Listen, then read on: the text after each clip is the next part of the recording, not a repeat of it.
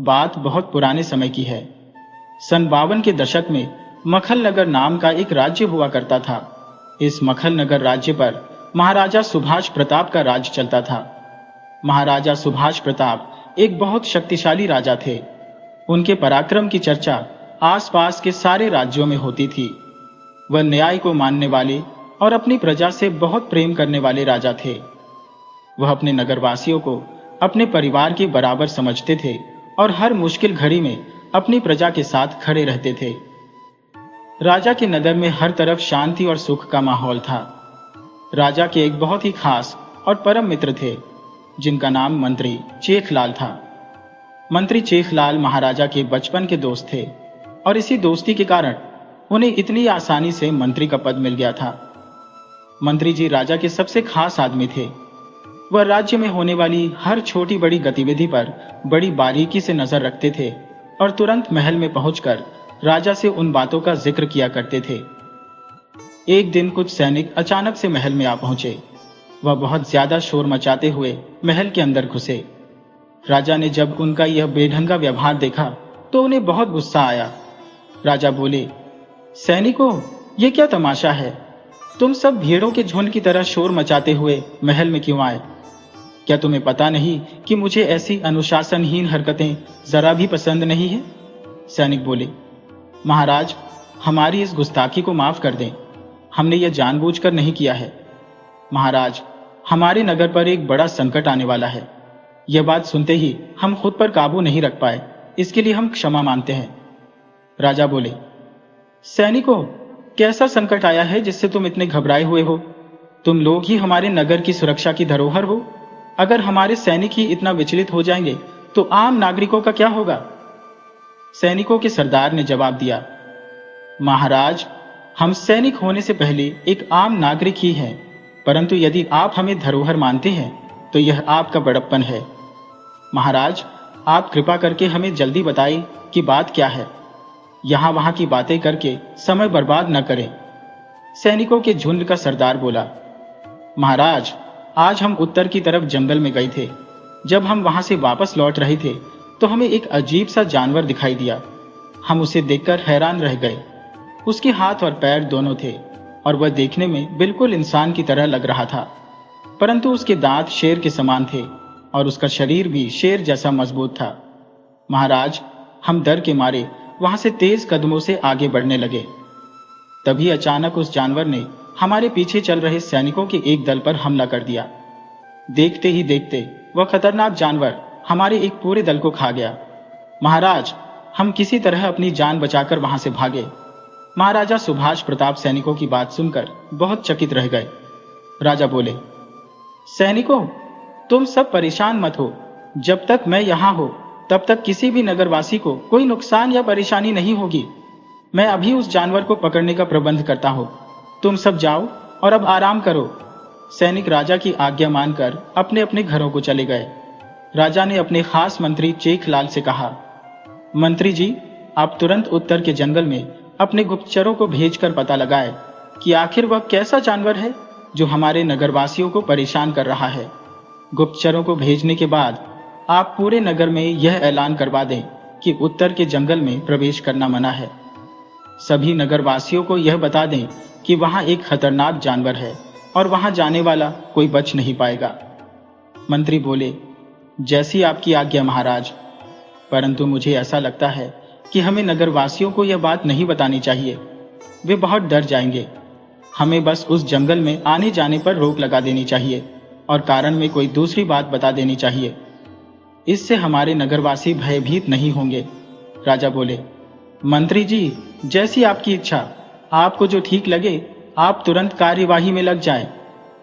मंत्री चेखलाल राजा से आज्ञा लेकर महल से बाहर आए और तुरंत अपने गुप्तचरों को आदेश दिया कि वे उत्तर की तरफ के जंगल में जाएं और वहां की गतिविधियों का गुप्त तरीके से पता लगाकर उन्हें बताए।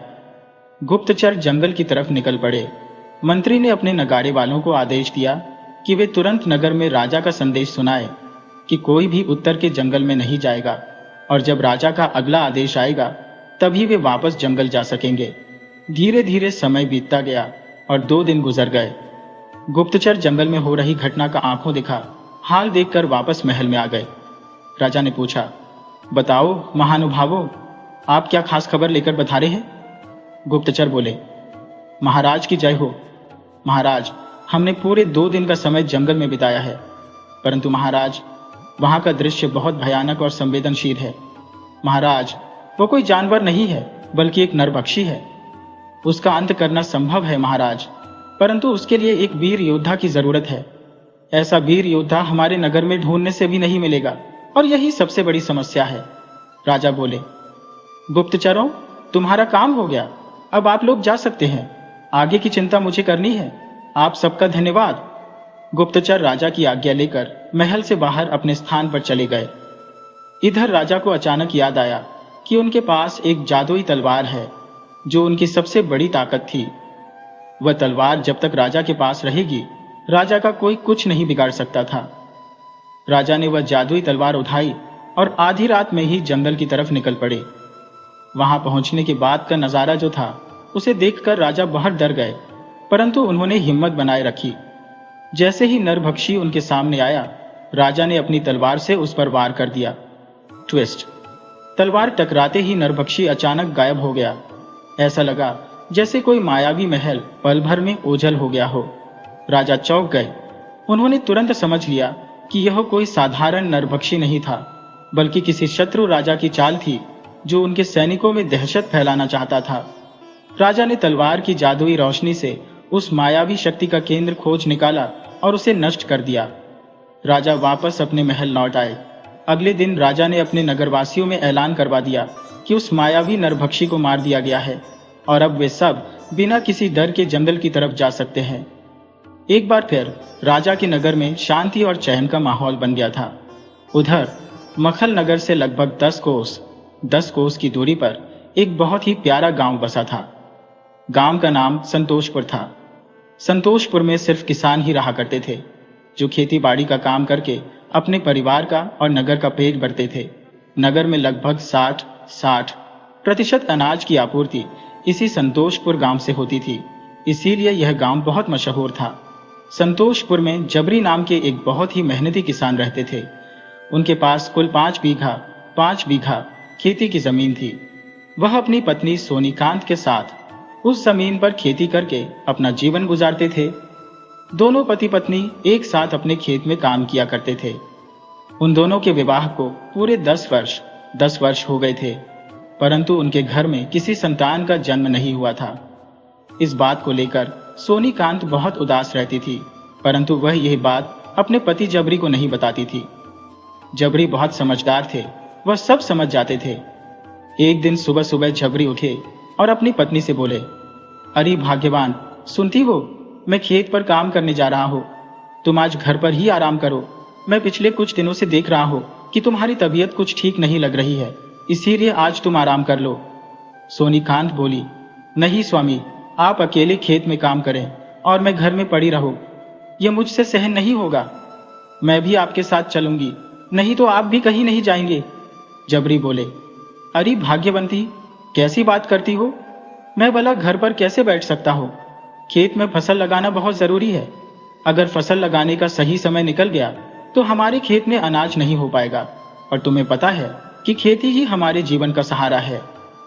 सोनीकांत बोली, आप हमेशा मीठी मीठी बातें बोलकर मुझे बहला फुसला लेते हो, परंतु आज मैं आपकी बातों में नहीं आने वाली। मैं आपके साथ खेत में जरूर चलूंगी। किसान जबरी समझ गए कि यह औरत बहुत जिद्दी है और ये मेरी बात नहीं मानेगी, तो आज खेत का काम बंद ही कर देना चाहिए। जबरी बोले, ठीक है भाग्यवान, आज हम खेत में काम करने नहीं जाएंगे, परंतु तुम ऐसा करो कि अपनी तकलीफ मुझे बता दो। मैं गांव के वैद्य से तुम्हारे लिए दवा बनवा कर ले आता हूँ। दवा खाकर तुम कल तक पूरी तरह ठीक हो जाओगी। इसके बाद हम दोनों पति पत्नी कल जी जान लगाकर पूरे खेत में फसल की रोपाई कर देंगे। तुम अपनी समस्या जल्दी बताओ। सोनीकांत ने अपनी नजरें नीचे झुका ली और थोड़ी देर बाद बोली, स्वामी, आप कैसे पति है? आपको पता नहीं है कि मुझे किस बात का कष्ट है? आप सब कुछ जानते हैं, फिर भी मुझसे पूछ रहे हैं। हमारे विवाह को 10 साल हो गए, पर हमारे घर में एक भी संतान नहीं है। इससे बड़ा दुख मेरे लिए और क्या हो सकता है? क्या आपको इस बात का दुख नहीं होता? जबरी बोले, अरे भाग्यवंती, ये कोई बड़ी समस्या थोड़ी है।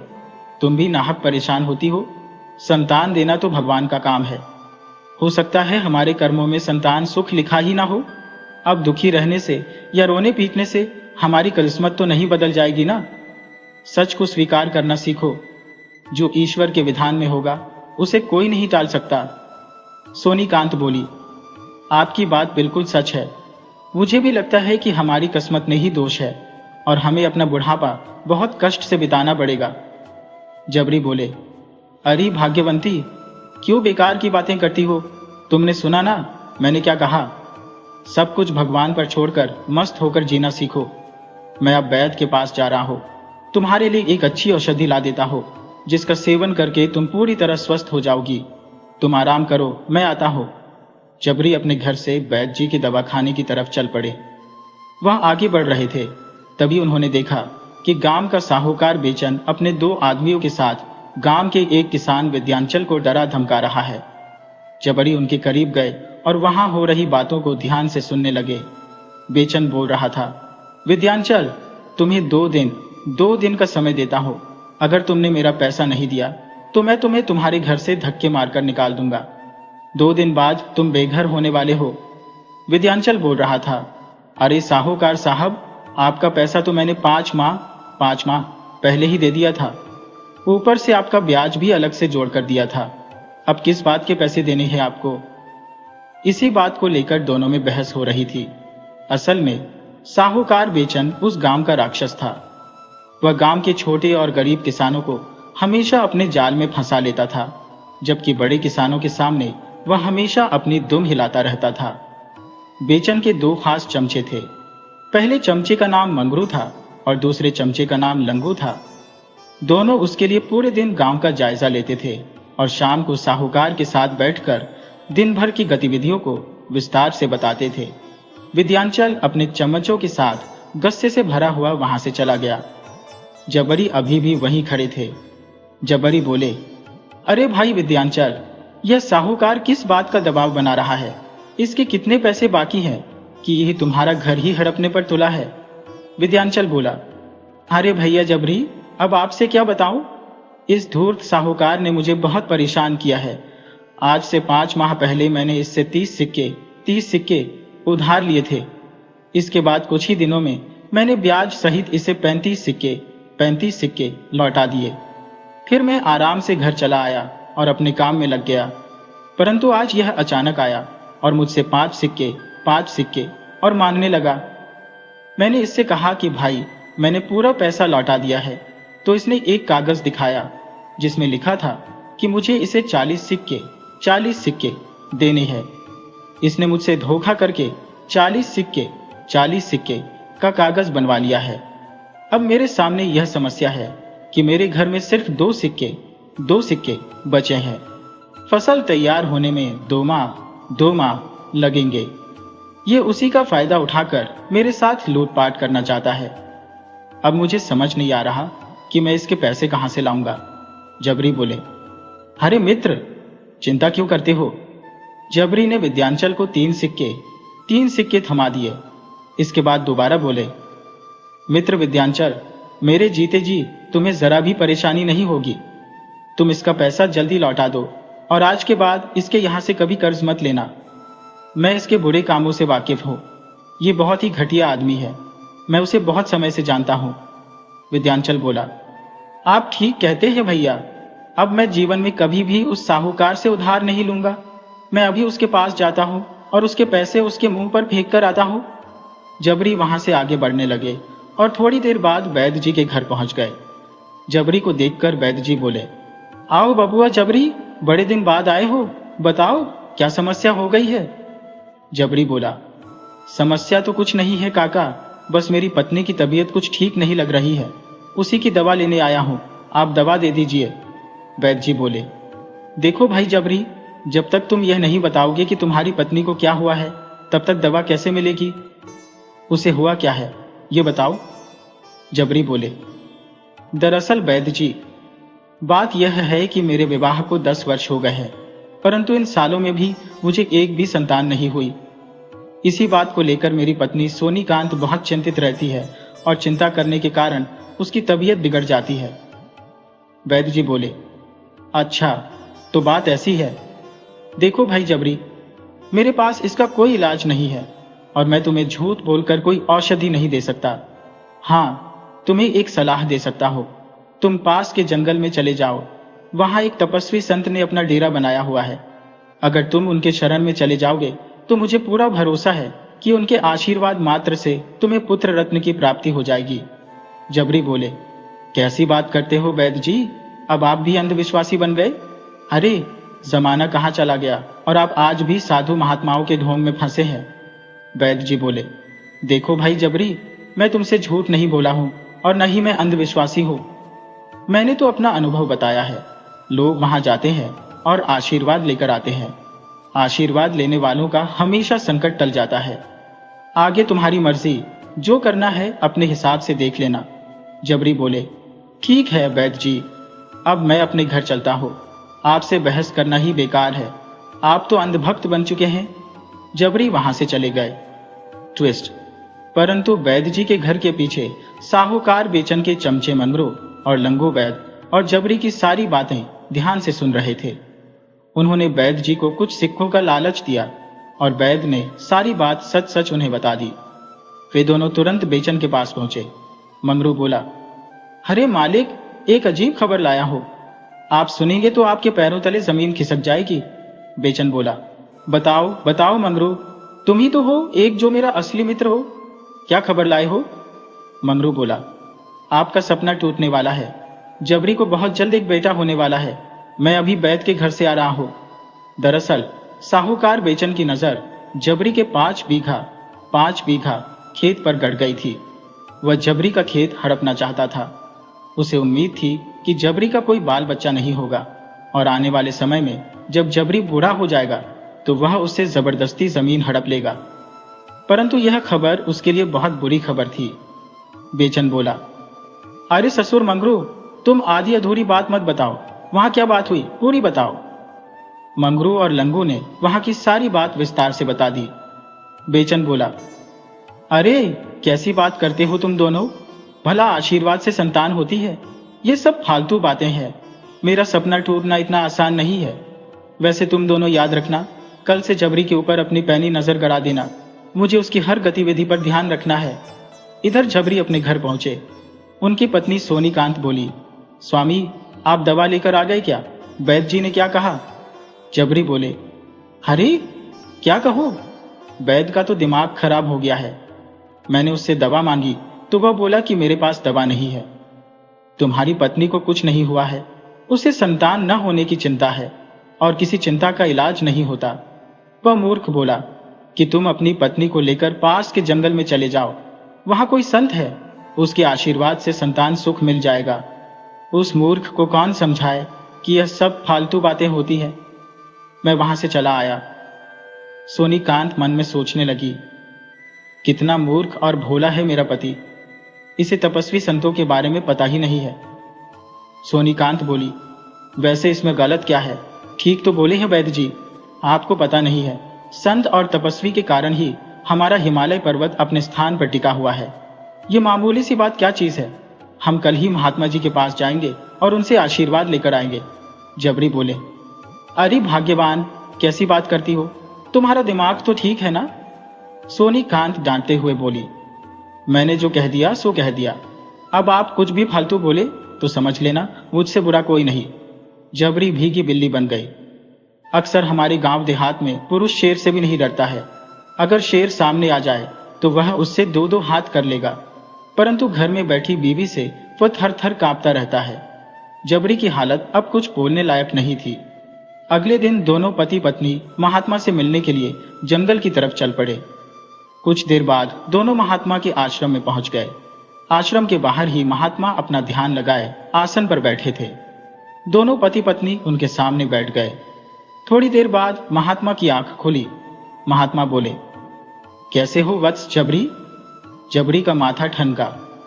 ये महात्मा जी मेरा नाम कैसे जानते हैं? जबरी ने महात्मा को प्रणाम किया। इसके बाद बोला, महात्मा, आप मेरा नाम कैसे जानते हैं? संत बोले, वत्स जबरी, मैं एक सिद्ध सन्यासी हूँ, मुझसे कुछ भी नहीं छिपा है। तुम यहाँ क्यों आए हो ये मुझे तुम्हारे आने से पहले ही पता है। तुम जिस उद्देश्य से आए हो तुम्हारा कार्य जरूर सफल होगा। महात्मा ने जबरी को एक आम दिया। इसके बाद बोले, जबरी, तुम यहाँ से अब चले जाओ और ध्यान रहे, यहाँ से जब जाना तो तुम दोनों में से कोई भी पीछे पलटकर मत देखना, नहीं तो इसका परिणाम बहुत ही दर्दनाक होगा। जबरी और उसकी पत्नी महात्मा का आशीर्वाद लेकर अपने घर की तरफ चल पड़े। घर आने के बाद सोनीकांत ने वह आम खाया। धीरे धीरे 8 माह गुजर गए। 9वें माह में जबरी की पत्नी ने एक बहुत ही सुंदर पुत्र को जन्म दिया। जबरी तो खुशी के मारे नाच उठे। उन्होंने पूरे गांव में मिठाई बांटी। यह खबर साहूकार बेचन को हुई। वह जल भुनकर काला हो गया। उसे भरोसा ही नहीं हो रहा था। धीरे धीरे समय का पहिया चलता गया। समय के साथ जबरी का बेटा धीरे धीरे बड़ा होने लगा। उसका नाम अशोक लाल था। अशोक अपने पिता जबरी के साथ खेत में काम करने जाने लगा। धीरे धीरे वह खेती करने का सारा गुण सीख गया। अब जिम्मेदारी उसके कंधों पर आ गई। समय के साथ जबरी और उसकी पत्नी बूढ़े होने के कारण दुनिया छोड़ चल बसे। इस बात का दुख अशोक को बहुत हुआ, परंतु पापी पेट सुख दुख नहीं देखता। पेट पालने के लिए मेहनत तो करनी ही पड़ती है। एक दिन अशोक अपने खेत में मन लगाकर काम कर रहा था, तभी वहां साहूकार बेचन पहुंचा। उसके साथ उसके दोनों चमचे भी थे। बेचन बोला, बेटा अशोक, कैसे हो बाबू? अशोक बोला, बिल्कुल ठीक हो काका जी, आप अपना बताइए, कैसे हैं आप और यहाँ क्यों आना हुआ? बेचन एक कागज का टुकड़ा अशोक को थमाते हुए बोला, बेटा अशोक, तुम्हारे पिता ने मुझसे कर्ज लिया था, जो बिना दिए ही मर गए।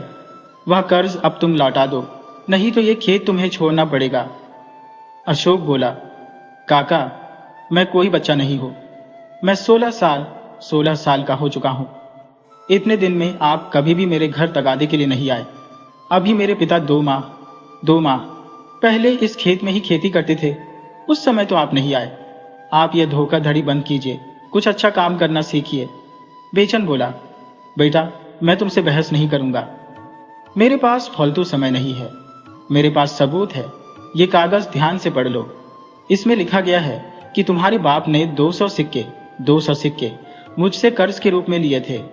अगर वह सिक्के नहीं लौटा पाए तो उनकी सारी संपत्ति मेरी हो जाएगी। मैं तुम्हारे ऊपर रहम करके रहने वाला मकान छोड़ रहा हूं, नहीं तो कागज के अनुसार तुम्हारा घर भी मेरा है। अब तुम खुशी खुशी भाग जाओ यहां से, नहीं तो मेरे 2 आदमी तुम्हारी हड्डी का कीमा बना देंगे। अशोक ने खतरा भांप लिया। वह वहां से भागने में ही समझदारी समझा। वह घर आकर विचार करने लगा, साहूकार बहुत धूर्त आदमी है, मैं पंचायत में इसके खिलाफ मुकदमा कर देता हूं, वह तुरंत दौड़कर मेरी जमीन लौटा देगा। तभी अचानक उसे याद आया कि पूरे गांव के लोग तो बेचन के तलवे चाटते हैं।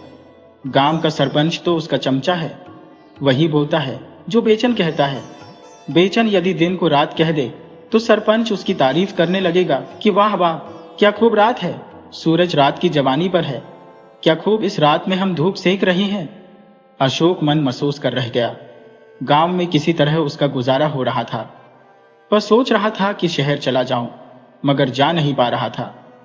कारण थी बेचन की इकलौती बेटी निर्मला, जो अशोक को दिलो जान से चाहती थी। उधर बेचन चाहता था कि अशोक गांव से किसी तरह चला जाए, क्योंकि उसे डर था कि कहीं वह अपने पिता की जमीन की मांग न कर दे, और हो सकता है पिता के दिए कर्ज के कागजात की मांग कर बैठे, जबकि साहूकार के पास वैसा कोई कागज था ही नहीं। बेचन ने कभी अशोक के पिता को कर्ज दिया ही नहीं था, तो अच्छा होगा वह गांव छोड़ दे। मैंने उसे नकली कागज दिखा तो दिया है, परंतु उसे पता चल गया तो बनी बनाई खीर बिगड़ जाएगी। वह किसी भी तरह यहां से चला जाए बस। अशोक एक दिन गांव छोड़कर निकल पड़ा था, परंतु बेचन की बेटी निर्मला रास्ते में मिल गई और उसे वापस ले आई। वह बोली, तुम गांव से बाहर नहीं जाओगे, जब तक मैं इस गांव में हूं और मेरा विवाह नहीं हुआ है, तब तक तुम मेरी आंखों के सामने रहो। बाद में क्या होगा वह तो भगवान जानता है। निर्मला ने उसे रोक तो दिया, पर उसे नहीं पता था कि अशोक खाएगा क्या। सिर्फ निर्मला को देख लेने से उसका पेट तो भर नहीं जाएगा। इसके लिए तो कोई काम करना पड़ेगा, और काम गांव में मिल नहीं रहा था। बेचन ने सभी को अशोक को काम देने से मना कर दिया था। तो गांव में किसी में इतनी हिम्मत ही नहीं थी कि उसे काम दे दे। वह अब कितना दिन भूखा रह सकता था। राशन की दुकान पर उसे उधार नहीं मिला, क्योंकि वह दुकान बेचन के द्वारा ही संचालित थी। अशोक थक हार कर जंगल चला गया कि कुछ सूखी लकड़ियां चुन लाएगा, उन्हें बेचकर भोजन का प्रबंध कर लेगा। जंगल में बहुत फल भी मिल जाते हैं, जिसे खाकर आदमी आराम से रह सकता है। अशोक जंगल में गया तो जोरदार बारिश होने लगी। सूखी लकड़ी मिलने की उम्मीद खत्म हो गई। वह अब फल की तलाश करने लगा, परंतु जंगल में उस वक्त किसी भी पेड़ पर एक भी फल नहीं लगा था। उसे बड़ा आश्चर्य हुआ। ऐसा कभी नहीं हुआ था कि जंगल से कोई बिना फल लिए वापस चला जाए। वह निराश होकर वही जंगल के बीच में एक पत्थर पर बैठ गया। अचानक उसे एक जंगली बकरा आता हुआ दिखाई दिया। वह बकरे के हाव भाव से डर गया। जंगली बकरा भी इंसान को देखकर आक्रामक हो जाते हैं। उसने सोचा, यह बकरा मेरी तरफ बड़ा चला आ रहा है, इसका मतलब है हमला करेगा। अशोक ने सोचा, मैं यहां से भाग लेता हूं या फिर किसी पेड़ पर चढ़ जाता हूं।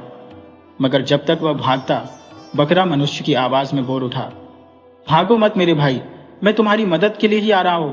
मैं एक जादुई बकरा हूं, मुझे साधारण समझने की गलती मत करो।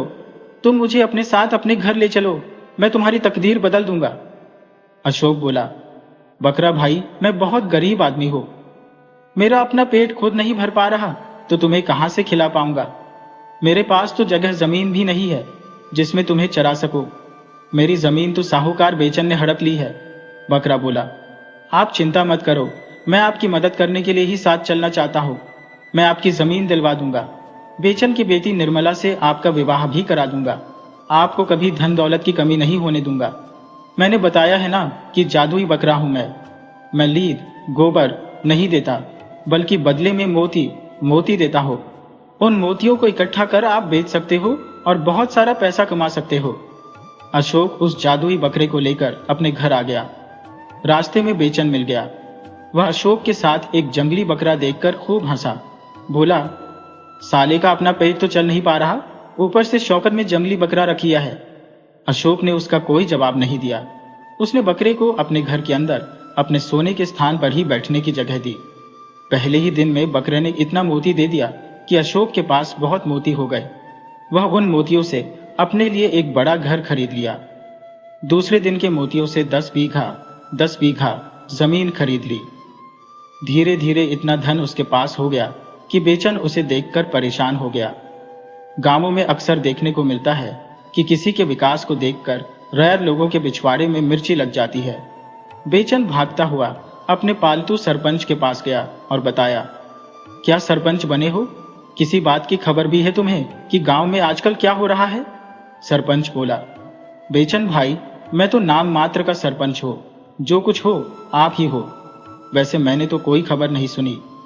हाँ, एक खबर आ रही है कि राजा ने अपनी राजकुमारी का स्वयंवर रखा है।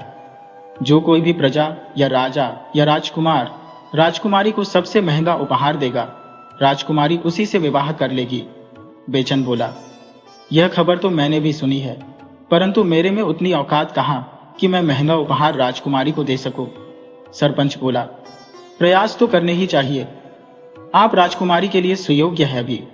बेचन सरपंच की बात सुनकर बहुत खुश हो रहा था, जबकि राजकुमारी की उम्र मात्र 16 साल थी और बेचन की उम्र 60 पार कर गई थी। 18 वर्ष की बेटी घर में कुंवारी बैठी थी, परंतु उसको अपना विवाह दिख रहा था। अशोक के पास धन कहां से आ रहा है, इस बात पर दोनों ने गंभीरता से विचार किया। बेचन ने यह फैसला किया कि वह खुद आज पता लगाएगा कि अशोक धन कहां से लाता है। वह रात के समय अशोक के घर के पीछे जाकर छिप गया। वह एक खिड़की से अशोक के घर में देखने लगा। वहां का दृश्य देखकर वह हैरान रह गया। बकरा अशोक से बात कर रहा था। थोड़ी देर में देखा कि बकरा मोती दे रहा है और अशोक उसे अलमारी में रख रहा है।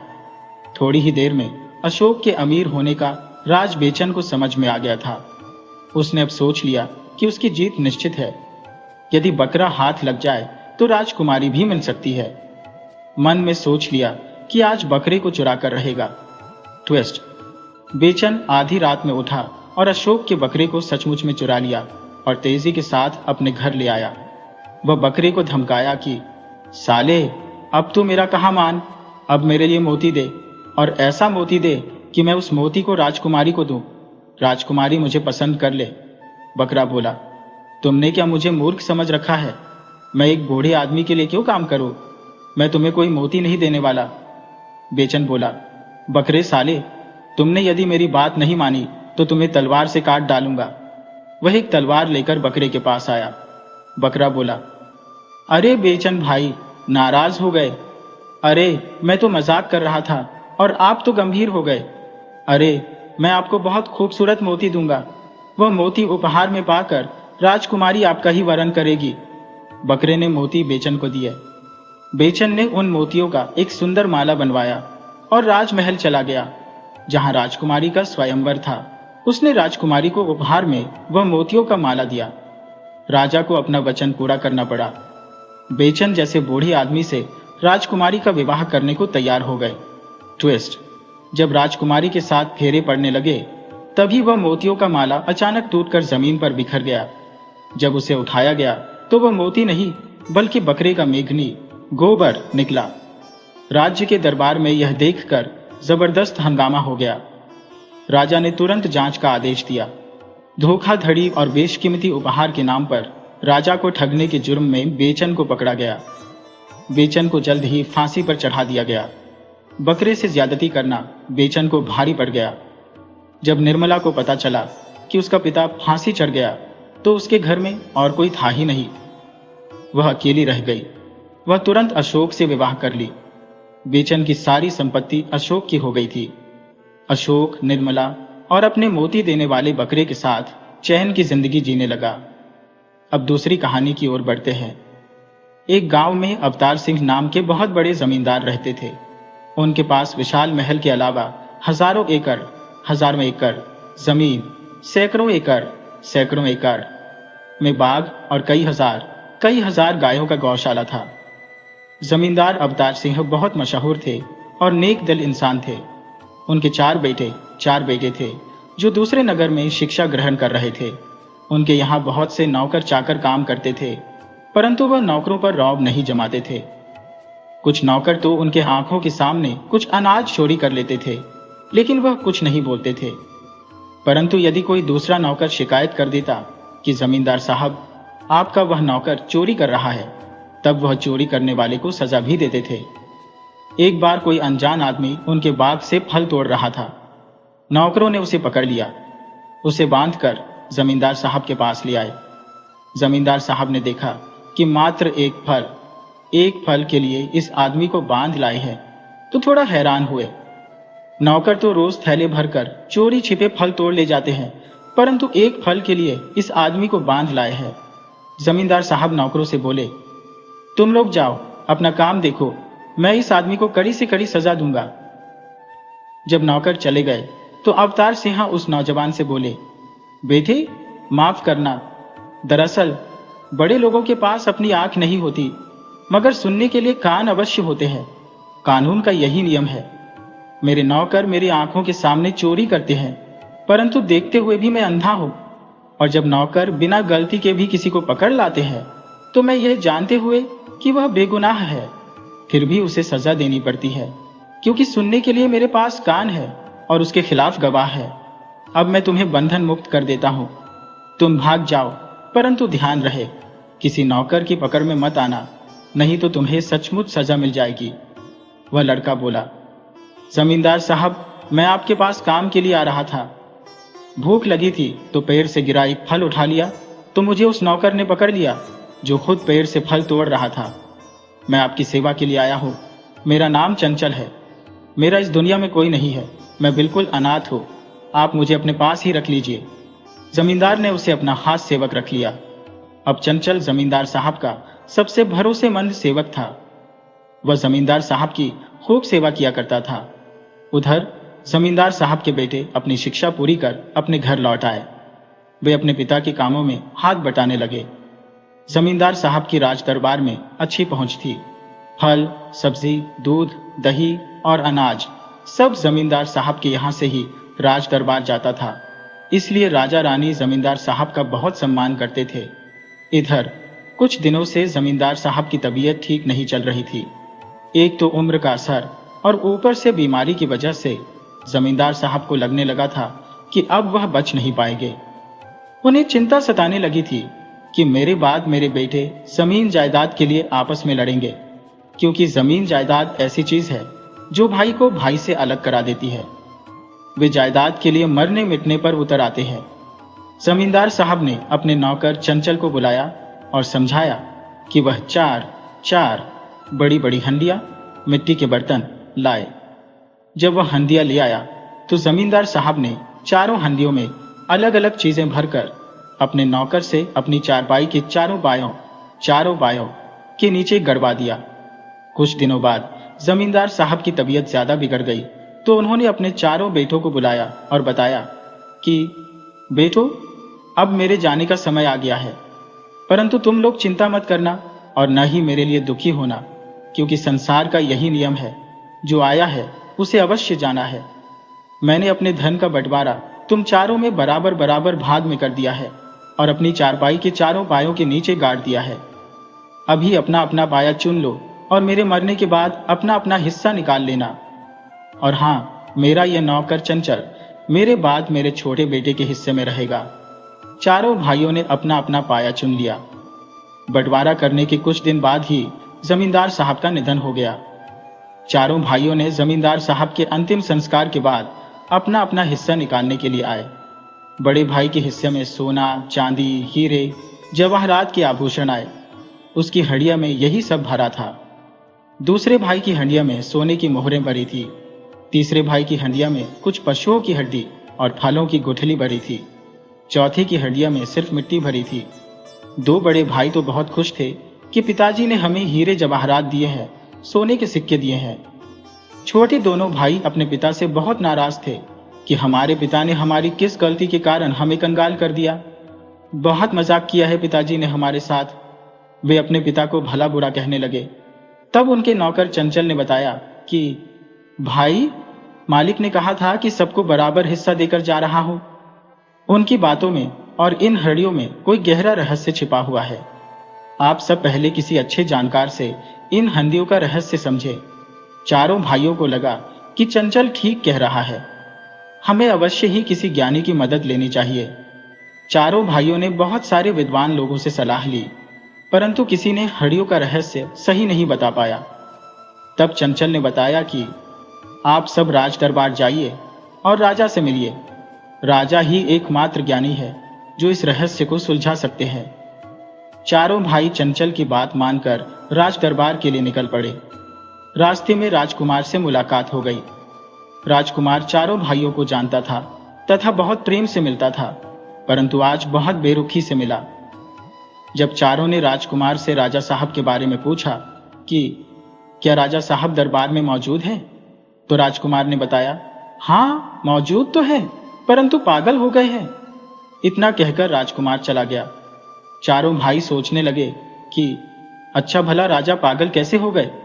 शायद राजकुमार का मूड ठीक नहीं है या राजा से लड़कर आया होगा। चलो किसी और से पता करते हैं। आगे जाने पर राजकुमारी बाग में टहलती हुई मिली। वह बहुत कम कपड़ों में मदमस्त होकर टहल रही थी। चारों भाइयों ने सोचा राजा के विषय में राजकुमारी से पूछ लेते हैं, परंतु एक साथ उसके पास चारों का जाना ठीक नहीं रहेगा। उसने बहुत कम कपड़े पहन रखे हैं। चारों के जाने से वह बुरा मान जाएगी। सबसे छोटा भाई जाए और पूछ कर आए। छोटा भाई राजकुमारी के पास गया। उसे अपनी ओर आते देख राजकुमारी ने सोचा, जमींदार का बेटा मुझ पर मोहित हो गया है और शक्ल सूरत का कोई बुरा नहीं है, शरीर से भी तंदुरुस्त है। मेरी शादी तो इसके साथ भी जम सकती है।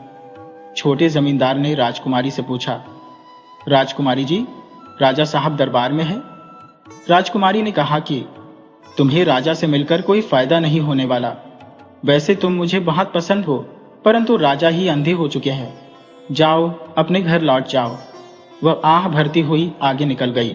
छोटे भाई ने आकर अपने भाइयों से बताया कि राजकुमारी कह रही है कि राजा अंधे हो चुके हैं। चारों भाई फिर आगे बढ़े। संयोग से रानी मिल गई। वह तालाब की तरफ जा रही थी। चारों भाइयों ने रानी को प्रणाम किया और पूछा कि राजा साहब दरबार में हैं? तब रानी ने कहा कि राजा तो एक माह पहले मर गए। अब तुम लोग किससे मिलने जा रहे हो? चारों ने सोचा, यह सब क्या हो रहा है? राजकुमार कहता है, राजा पागल हो गए हैं। राजकुमारी को राजा अंधी दिखते हैं, रानी को राजा मरा हुआ दिखते हैं। चलो द्वारपाल से पूछते हैं। चारों ने जब द्वारपाल से पूछा कि राजा साहब दरबार में है, द्वारपाल बोला, हाँ हाँ, दरबार में मौजूद है और अकेले बैठे हैं, उनसे मिलने का सही मौका है। चारों भाई राजा के पास गए और उनको प्रणाम कर अपनी समस्या बताई कि मेरे पिता अवतार सिंह अब इस दुनिया में नहीं है और मरने से पहले हम 4 भाइयों में बंटवारा कर दिया था। एक भाई को सोने, चांदी, हीरे जवाहरात के आभूषण मिले हैं, दूसरे को हंदिया में सोने का सिक्का मिला है, तीसरे को हंदिया में कुछ जानवरों की हड्डी और फल की गुठली मिली है, जबकि चौथे को मिट्टी भरा घड़ा मिला है। पिताजी का क्या तात्पर्य था, हम समझ नहीं पाए हैं। कृपया आप हमें बतलाने की कृपा करें। राजा ने कहा कि जिन्हें हीरे जवाहरात मिले हैं, उन्हें हंडिया के अलावा घर में मौजूद सभी हीरे जवाहरात उसी के हिस्से में मिले हैं। जिन्हें सोने की मोहरें मिली है, उसे घर के सभी मोहरें और अशर्फियां मिली है, और जिन्हें हड्डी और गुठली मिली है तो समझ लो उसे बाग बगीचा और गौशाला मिला है, और जिन्हें सिर्फ मिट्टी मिली है उन्हें सारी जमीन मिली है। अब तुम चाहो तो आपस में तालमेल बैठाकर फेर बदल कर राजी खुशी रह सकते हो।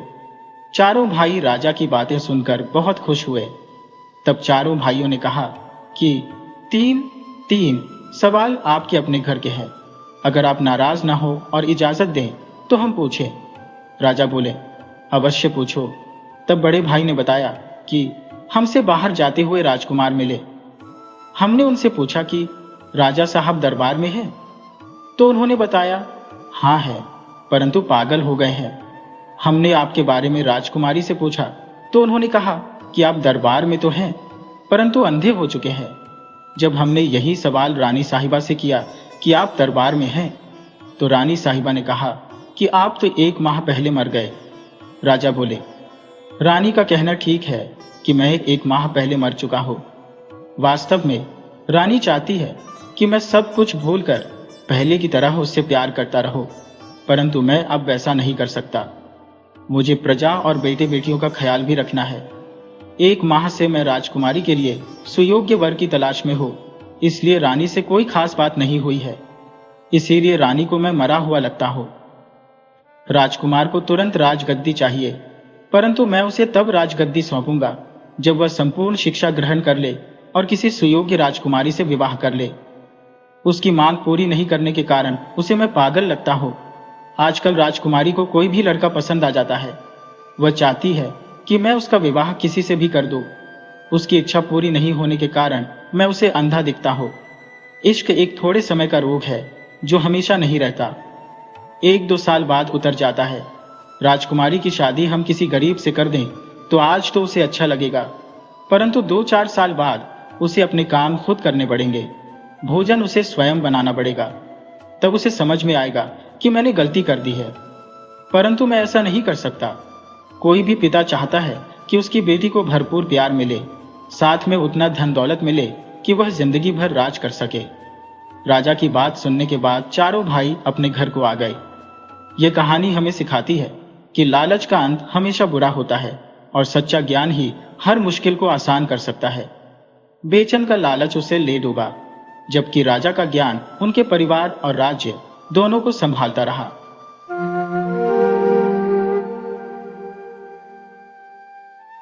एक गांव था जिसका नाम सोनापुर था। उस गांव में एक बहुत ही वैद्यराज रहते थे जिनका नाम ज्ञान सुख था। गांव में उनकी बहुत इज्जत थी। लोग उनकी औषधियों पर बहुत विश्वास करते थे। वो गांव में अकेले कमाने वाले थे, लेकिन अब वो बूढ़े हो चले थे। उनके 3 हट्टे कट्टे बेटे थे, लेकिन वो कुछ काम नहीं करते थे। वैद्य जी को इसी बात का दुख सताता था। कई बार उन्होंने अपने बड़े बेटे सदानंद से कहा, बेटा, मुझसे औषधियों का ज्ञान सीख लो, तुम्हारे जीवन में काम आएगा। मेरे बाद इस परंपरा को कौन आगे बढ़ाएगा? अगर तुम इसे सीख लोगे तो घर का खर्चा भी निकलेगा और ये परंपरा भी चलती रहेगी। लेकिन सदानंद इस बात को एक कान से सुनता और दूसरे से निकाल देता। समय धीरे धीरे बीतता जा रहा था। एक बार वैद्य जी बहुत बीमार पड़ गए और उनके बचने की उम्मीद न के बराबर थी।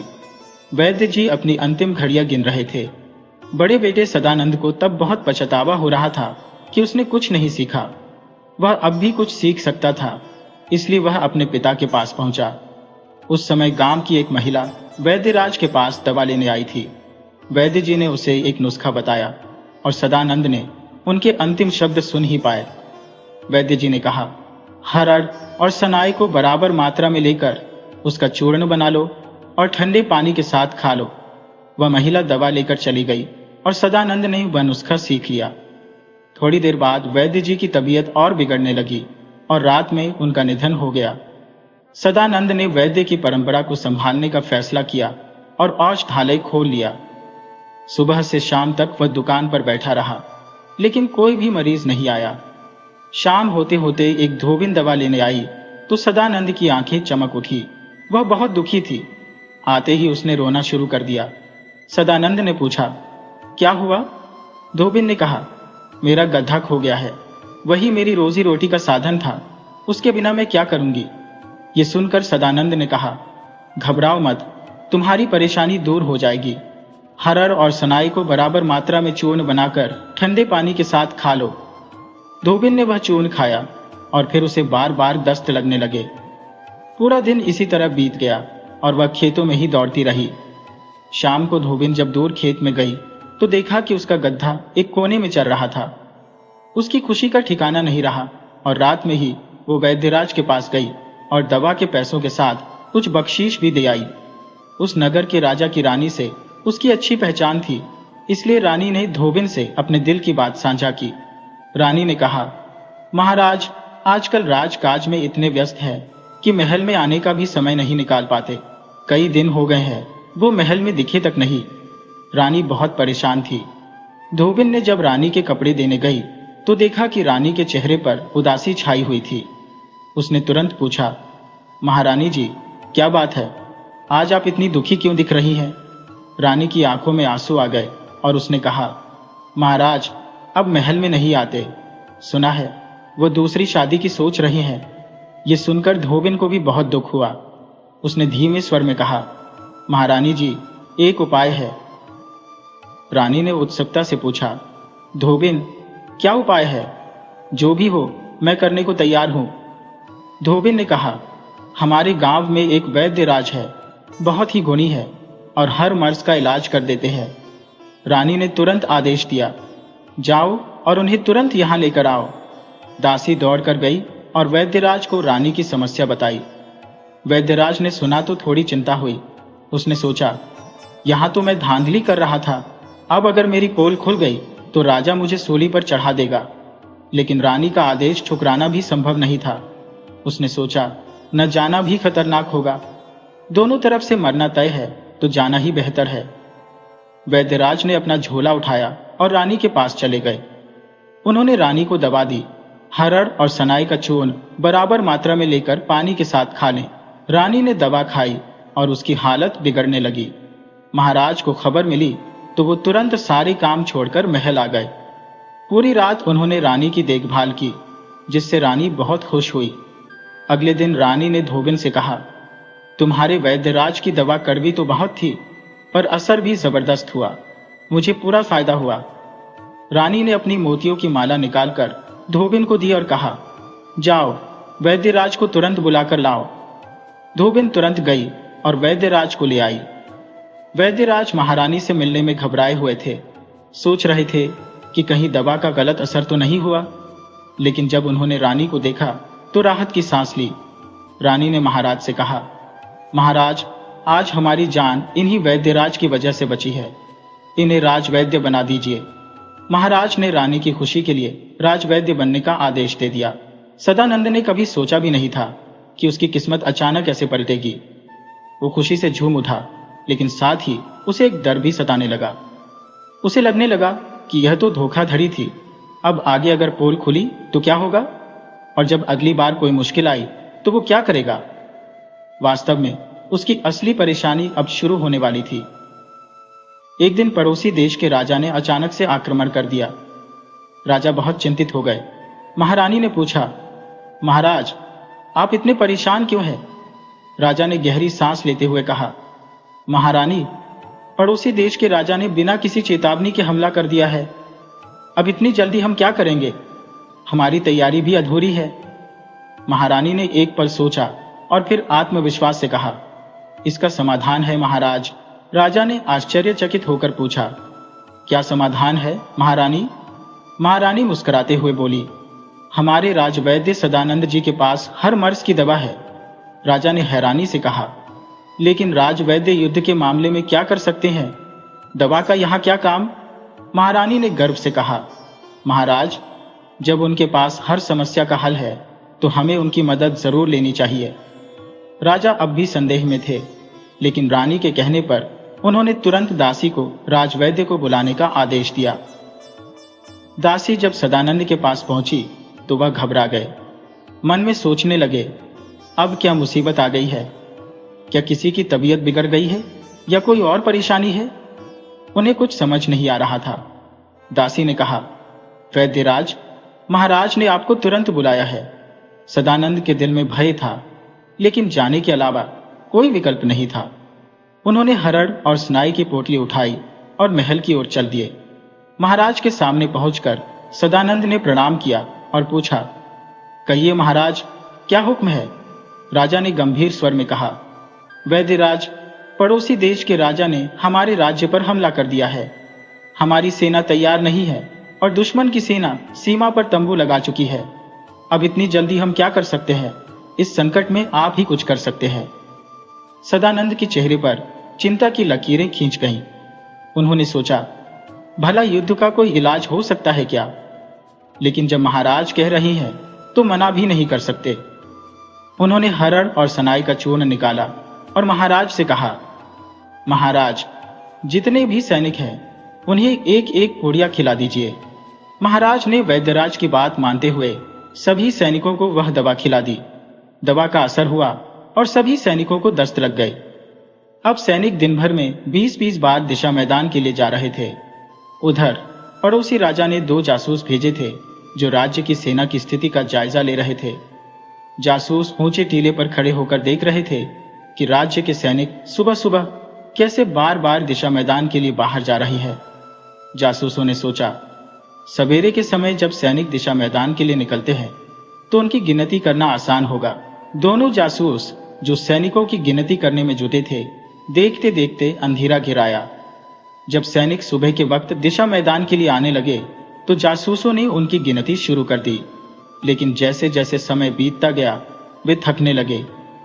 आखिरकार जब रात हो गई तब उनमें से एक जासूस घबराया हुआ अपने राजा के पास दौड़ा दौड़ा गया और हाँफते हुए बोला, महाराज, हमसे बहुत बड़ी भूल हो गई है। हमें बहुत बड़ा धोखा हुआ है। पड़ोसी राजा ने पूछा, क्या हुआ? जासूस ने जवाब दिया, महाराज, हमारी सेना में जो जासूस थे उन्होंने हमें झूठी खबर दी है। उन्होंने राजा के सैनिकों की गिनती में गलती कर दी। हमारे जासूसों ने जो संख्या बताई थी वो गलत थी। असल में उनकी सेना हमारी सेना से 100 गुना बड़ी है। हम सुबह से गिनती में लगे हैं, लेकिन उनके सैनिक लगातार आ जा रहे हैं और हम थक चुके हैं। उनकी गिनती अब भी पूरी नहीं हुई है।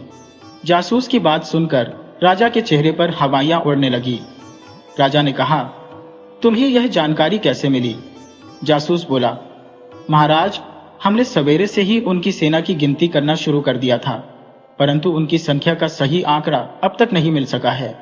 हो सकता है हमारे जासूस पकड़े गए हों और हमें फंसाने के लिए गलत खबर भेजी हो। पड़ोसी राजा ने यह सुनते ही अपनी सेना के सेनापति को बुलाया और हुक्म दिया, सेनापति, तुरंत हमारी सेना को यहां से निकाल लो। हमें धोखा हुआ है। यहाँ के राजा की सेना हमारी सेना से 100 गुना बड़ी है। अगर हम यहाँ रुके तो हमारा सर्वनाश हो जाएगा। सेनापति ने आदेश का पालन किया और तुरंत डेरा तंबू उखाड़ने का काम शुरू कर दिया। इधर राजा, मंत्री, सेनापति, सदानंद और राजमहल के अन्य लोग एक साथ बैठे हुए थे। ये सोच रहे थे कि कब हमला होगा, लेकिन पूरी रात शांति बनी रही। सुबह होते ही उनके जासूस दुश्मन की स्थिति का जायजा लेने गए और देखा कि वहां तो केवल धूल उड़ रही है। जहां तंबू और खेमे लगे थे वहां अब सिर्फ गड्ढे और निशान बचे थे। जासूसों ने जब यह देखा तो वे हैरान रह गए। वे तुरंत वापस लौटे और राजा को खबर दी, महाराज, पड़ोसी राजा तो डरकर भाग गए। ये सुनकर राजा खुशी से झूम उठे। सदानंद ने भी अपने भाग्य को सराहा। महारानी ने राजा से कहा, महाराज, मैंने कहा था ना कि राजवैद्य की दवा थोड़ी कठिन जरूर है, लेकिन बहुत असरदार है। राजा ने राजवैद्य को बुलवाया और उन्हें ढेर सारे पुरस्कार दिए। साथ ही उनके लिए एक महल भी बनवाया और कहा, अब आप यहीं रहिए। सदानंद बड़े आराम से महल में रहने लगे। अब उनकी जिंदगी में एक नया मोड़ आया। सदानंद के दोनों भाई परमानंद और ब्रह्मानंद भी उनके साथ रहने आ गए थे। वे कुछ नहीं करते थे, बस खाते पीते और सोते रहते थे। सदानंद की पत्नी रोज उन्हें ताने देती और गुनगुनाती रहती कि ये निकम्मे बैठे बैठे खाते हैं, कोई काम क्यों नहीं ढूंढते। परमानंद अब भाभी की रोज रोज की चिकचिक से तंग आ चुका था। उसने फैसला किया कि वह नौकरी जरूर ढूंढेगा। उसने अपनी भाभी से कह दिया, भाभी, तुम चिंता मत करो, मैं निकम्मा नहीं हूं, मैं नौकरी ढूंढने जा रहा हूं। परमानंद रोज नौकरी की तलाश में निकलता, लेकिन उसे नौकरी नहीं मिलती। रात को वह वापस आकर खाता पीता और सो जाता। अगले दिन परमानंद फिर से नौकरी की खोज में निकला। सदानंद की पत्नी को शक था कि ये आलसी बस बहाना बना रहा है। उसे लगता था कि अगर सच में नौकरी ढूंढ रहा होता तो अब तक उसे मिल चुकी होती। भाभी अक्सर कहती, कब तक इसे खिलाया जाएगा, ये बस बहाने बना रहा है। परमानंद खुद भले ही डरपोक था, पर डींगे मारने में माहिर था। उसकी इस आदत की वजह से सदानंद की पत्नी को हमेशा शक रहता कि वो सच में नौकरी ढूंढने नहीं जाता। एक दिन परमानंद ने भाभी से कहा, भाभी, मेरे लिए खाने का कुछ बना देना, मैं नौकरी ढूंढने जा रहा हूं। उसकी भाभी ने मन में एक योजना बनाई और 30 लड्डू बनाकर उनमें घातक जहर मिला दिया। जब परमानंद अगले दिन नौकरी की खोज में जाने को तैयार हुआ तो उसने भाभी से पूछा, भाभी, मेरा खाना तैयार है और जलपान बांध दो। भाभी ने एक कुटिल मुस्कान के साथ जलपान बांध दिया और बोली, तिवर जी, तुम्हारा जलपान तैयार है, ले जाओ और अब कभी लौट कर मत आना। परमानंद ने खुश होकर कहा, भाभी, अब मैं नौकरी ढूंढकर ही लौटूंगा, ऐसे खाली हाथ नहीं। ये कहकर उसने अपना घोड़ा तैयार किया, खाने की पोटली ली और चल दिया। चलते चलते उसने अपने राज्य की सीमा पार की और शांतिनगर की सीमा में प्रवेश किया। शांतिनगर उस समय डाकुओं के आतंक से थर थर कांप रहा था। डाकुओं का एक बड़ा गिरोह, जिसमें 30 दुर्दांत डाकू शामिल थे, पूरे राज्य में खौफ का माहौल बनाए हुए थे। वे डाकू बवंडर की तरह आते, लूटपाट करते और फिर घने जंगलों में गायब हो जाते। राजा ने इन डाकुओं को पकड़ने या मारने के लिए भारी इनाम भी घोषित कर रखा था, लेकिन कोई भी इनका पता नहीं लगा पाया था। परमानंद जब शांतिनगर के घने जंगलों में पहुंचा तो उसका घोड़ा सरपट दौड़ रहा था। उसने एक मैदान में पहुंचकर घोड़े को रोका और एक पेड़ के नीचे विश्राम करने के लिए लेट गया। जल्दी ही उसे नींद आ गई। अभी वह गहरी नींद में था, तभी मैदान में घोड़ों की टापों की आवाज गूंजने लगी। कई घुड़सवार वहां पहुंचे। उन्होंने देखा कि एक आदमी सो रहा है और उसका घोड़ा बंधा हुआ है। ये वही दुर्दांत डाकू थे। एक डाकू उसके पास आया और उसकी पोटली खींच ली। उन्होंने आसपास देखा, पर और कुछ नहीं मिला। वह डाकू पोटली लेकर अपने सरदार के पास गया और बोला, सरदार जी, इसके पास यही एक पोटली है और कुछ नहीं। सरदार ने कहा, लाओ देखते हैं इस पोटली में क्या है। पहले माल देखो, फिर उस आदमी का काम तमाम करेंगे। जब सरदार ने पोटली खोली तो उसमें लड्डू निकले। सभी डाकू भूख से व्याकुल थे, इसलिए उन्होंने बिना सोचे समझे लड्डू खा ली। लड्डू खाते ही उन्हें नींद आने लगी और वे सभी लुढ़क कर सो गए। उधर जब परमानंद की नींद खुली तो उसने देखा कि उसके चारों तरफ 30 लोग बेसुध पड़े हैं। वह चौंक गया और सबको हिलाकर देखा, पर कोई नहीं हिला। उसने पहचाना कि यह वही डाकू है जिनकी चर्चा उसने अपने राज्य में सुनी थी। परमानंद ने सभी डाकुओं के कान काटे और उन्हें एक चादर में बांध लिया। फिर वह शांतिनगर में एक धर्मशाला में ठहरा। आराम से खाना खाकर वह सो गया। सुबह उठकर जब वह नगर में घूमने निकला तो देखा कि चौक में एक बड़ी सभा लगी हुई है। नगरवासी खुशी से बतिया रहे थे कि मंत्री और सेनापति ने डाकुओं का सफाया कर दिया है। परमानंद भी वहां तमाशा देखने लगा। राजा जैसे ही पुरस्कार की घोषणा करने वाले थे, परमानंद ने उनके सामने आकर कहा, महाराज, इन सेनापति जी ने अगर डाकुओं को मारा है तो जरा इनसे पूछिए कि इनके कान कहाँ है। अब तक किसी ने उन डाकुओं के कानों पर ध्यान नहीं दिया था। सभी लोग डाकुओं के कान देखने के लिए झुके। अरे ये क्या, ये तो सचमुच बड़ी अजीब बात थी। उन डाकुओं के कान सचमुच गायब थे। राजा ने सेनापति से पूछा, बताओ सेनापति जी, इन डाकुओं के कान कहाँ है। मंत्री और सेनापति दोनों एक दूसरे की ओर देखने लगे। उनके पास कोई जवाब नहीं था। तभी परमानंद आगे आया और बोला, ये जवाब नहीं देंगे महाराज। डाकुओं को इन्होंने नहीं बल्कि मैंने मारा है, और ये बस इसका श्रेय लेने की कोशिश कर रहे हैं। राजा ने फिर सेनापति से पूछा, क्या ये सच कह रहे हैं। लेकिन सेनापति ने कोई जवाब नहीं दिया। वे जवाब क्या देते। परमानंद ने तुरंत एक चादर खोलकर दिखाया जिसमें डाकुओं के कान बंधे हुए थे। उसने कहा, महाराज, इन डाकुओं को मैंने मारा है और सेनापति जी झूठ बोल रहे हैं। राजा को बहुत गुस्सा आया। उन्होंने उसी समय सेनापति को उनके पद से हटा दिया और परमानंद को राज्य का नया सेनापति बना दिया। इसके साथ ही उसे 30 मार खां की उपाधि दी गई। अब परमानंद शांतिनगर का सेनापति बन चुका था। उसने कभी सोचा भी नहीं था कि उसकी जिंदगी में ऐसा मौका आएगा। अब परमानंद के अच्छे दिन आ गए थे। धन, सम्मान और हर तरह की सुख सुविधा का अंबार लग गया था। लेकिन उसकी असली परीक्षा अभी बाकी थी। सेनापति पद से हटाए जाने के बाद भी पुराने सेनापति ने अपनी बेटी का विवाह परमानंद से कर दिया, ये सोचकर कि इतना साहसी योद्धा शायद इस धरती पर कोई और नहीं है। परमानंद की जिंदगी शांति से चल रही थी, लेकिन मुसीबत जल्द ही दस्तक देने वाली थी। उन दिनों छोटे छोटे राज्य अक्सर एक दूसरे पर हमला करते रहते थे। जो राज्य कमजोर पड़ता उस पर हमला कर उसे अपने राज्य में मिला लेते थे।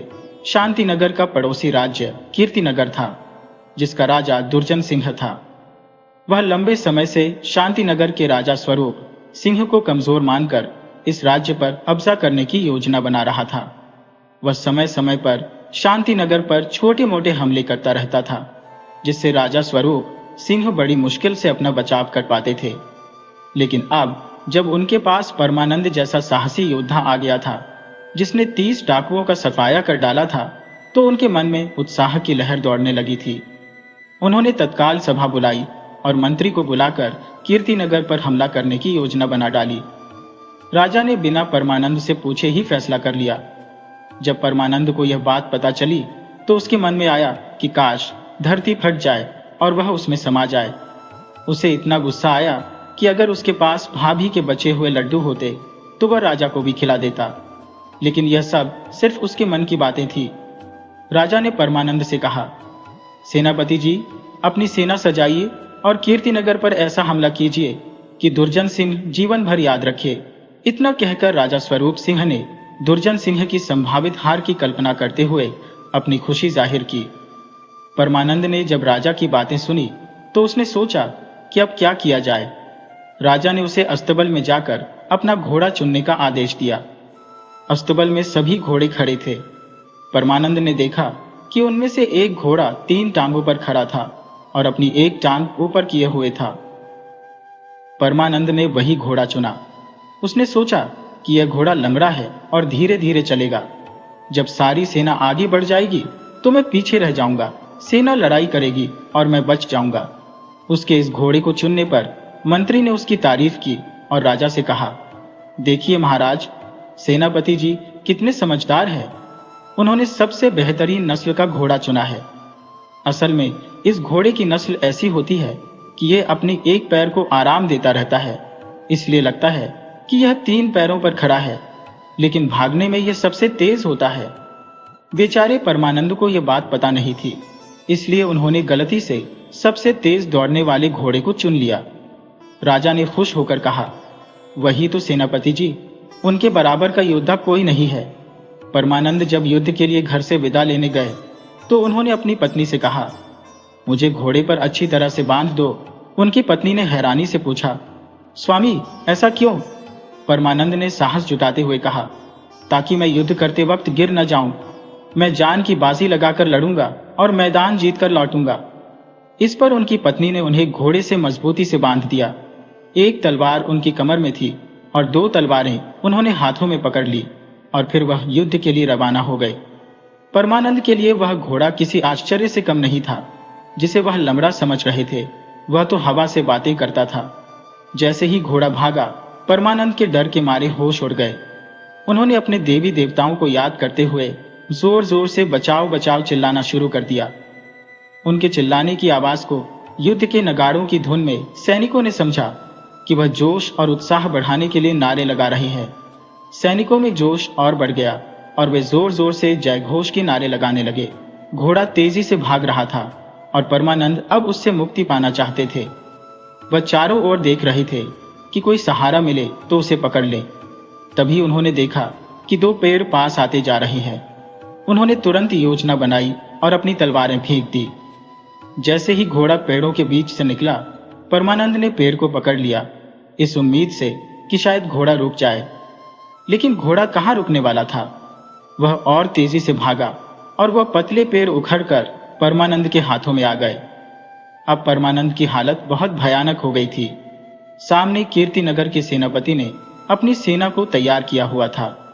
जैसे ही युद्ध का बिगुल बजा, उन्होंने देखा कि सामने से एक भयानक योद्धा आ रहा है। परमानंद के भयानक स्वर और उनके हाथों में पेड़ देखकर कीर्तिनगर का सेनापति डर गया।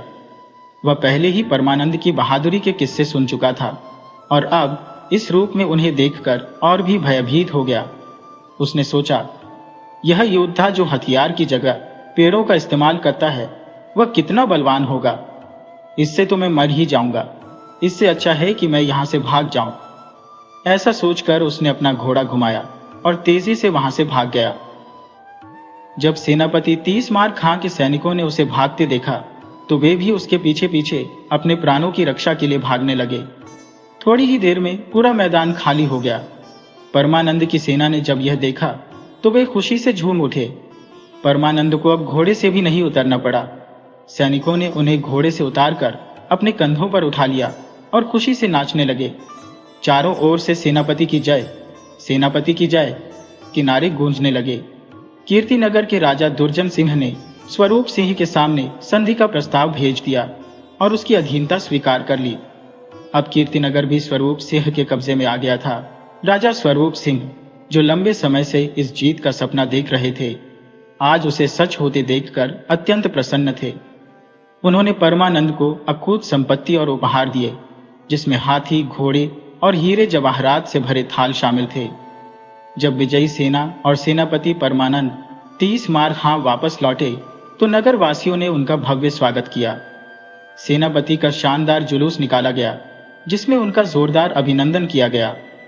राजा स्वरूप सिंह ने परमानंद के लिए खजाने के द्वार खोल दिए और एक शानदार महल बनवाया।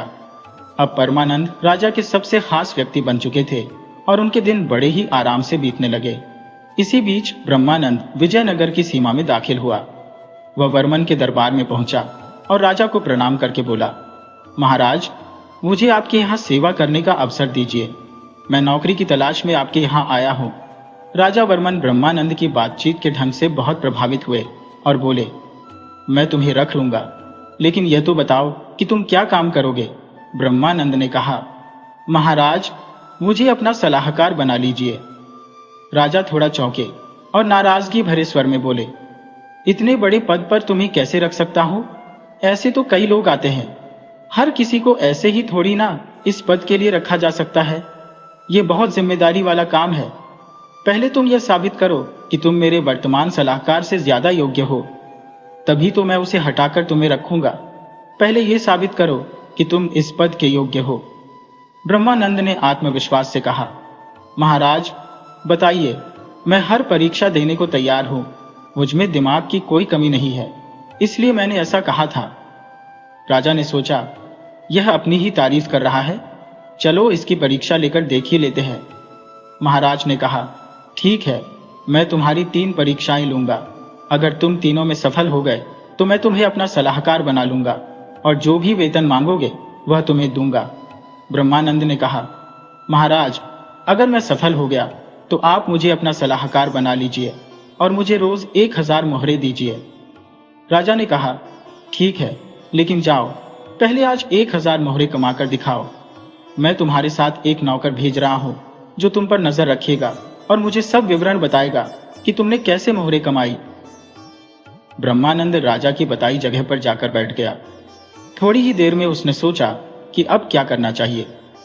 फिर उसके दिमाग में एक खुराफाती योजना आ गई। उसने देखा कि जहां वह बैठा था उसके चारों ओर ऊंची नीची अटारियां थी जो बड़े बड़े सेठों की थी। ब्रह्मानंद उनमें से एक सेठ के पास गया और बोला, सेठ जी, मुझे राजा ने खगोल शास्त्र का अध्ययन करने के लिए तारे गिनने का काम सौंपा है। मैंने इधर के तो तारे गिन लिए हैं, लेकिन आपकी अटारी के पीछे के तारे नहीं गिन पा रहा हूं। मेरी बात का यकीन नहीं हो रहा तो इस नौकर से पूछ लीजिए। उसने अपने साथ आए हुए नौकर की ओर इशारा किया और नौकर ने भी तुरंत स्वीकृति में सिर हिला दिया। सेठ ने ऐसा अजीबोगरीब काम सुनकर हैरानी से पूछा, तो मैं क्या करूं? ब्रह्मानंद ने कहा, आपको ऊपर की 2 मंजिलों की अटारियां तोड़नी पड़ेंगी, तभी छुपे हुए तारे दिख सकेंगे। आपकी अटारियों ने उन तारों को ढक रखा है। सेठ परेशान हो गया और बोला, मेरे कीमती भवन की अटारियां कैसे तोड़ दी जाएंगी? यह तो असंभव है। ब्रह्मानंद ने जवाब दिया, मजबूरी है, नहीं तो तारे नहीं गिने जा सकेंगे। सेठ ने जब सुना कि ब्रह्मानंद उसकी अटारी को तोड़ने की बात कर रहा है तो उसने उससे विनती करते हुए कहा, भाई, आप अपना कोई और इंतजाम कर लीजिए, कहीं और बैठकर तारे गिन लीजिए, लेकिन मेरी अटारी को मत छेड़िए। इसके बदले में मैं आपको 100 मोहरे दे देता हूं। ब्रह्मानंद ने वो मोहरे रख ली और फिर दूसरे सेठ के पास जाकर वही बात दोहराई कि उसकी अटारी तारे गिनने में बाधा डाल रही है, इसलिए उसे तोड़ना पड़ेगा। इस सेठ ने भी उसे 100 मोहरे दे दी। इस तरह ब्रह्मानंद ने 1000 की जगह 2000 मोहरे जमा कर ली और राजा को जाकर सौंप दी। राजा यह देखकर आश्चर्यचकित हो गए। उन्होंने नौकर से सारा हाल पूछा तो उसने सब कुछ बता दिया। राजा बहुत प्रभावित हुए और बोले, वास्तव में तुम तो बड़े ही चतुर हो। ब्रह्मानंद ने पहली परीक्षा पास कर ली थी। दूसरे दिन राजा ने ब्रह्मानंद को बुलाया और कहा, ब्रह्मानंद, आज तुम्हारी जूती नदी के पुल पर लगाई जाती है। जाओ और वहां से 1000 मोहरे कमाकर दिखाओ। ब्रह्मानंद ने विनम्रता से कहा, जो आज्ञा महाराज, और जाकर पुल पर तैनात हो गया। उसने देखा कि वहां भारी भीड़ है। माल और सामान से लदे हुए जहाज और नावों का आना जाना लगा हुआ है। वह थोड़ी देर तक सोचता रहा कि क्या किया जा सकता है। फिर उसके दिमाग में एक तरकीब आई। वह नदी के किनारे बैठकर ध्यान में लग गया और लहरें गिनने का नाटक करने लगा। थोड़ी देर बाद वह नदी के किनारे पहुंचे एक बड़े जहाज को रोककर बोला, रुक जाओ, मैं यहाँ लहरें गिन रहा हूँ। यहाँ बांध बनने वाला है और मैं लहरें गिनकर नदी का परिमाप जानने की कोशिश कर रहा हूँ। राजा ने मुझे इस काम पर लगाया है और तुम्हारे जहाज के गुजरने से लहरें टूट जाती है। ब्रह्मानंद ने उधर की नावों और जहाजों को वहीं रोक दिया और इधर की नावों को इधर रोक दिया। 1 घंटे में वहां इतनी भीड़ हो गई कि लोग परेशान होने लगे। सभी लोग दौड़ दौड़कर ब्रह्मानंद के पास आकर कहने लगे, कृपया हमें जाने दीजिए, हमारा बहुत नुकसान हो जाएगा।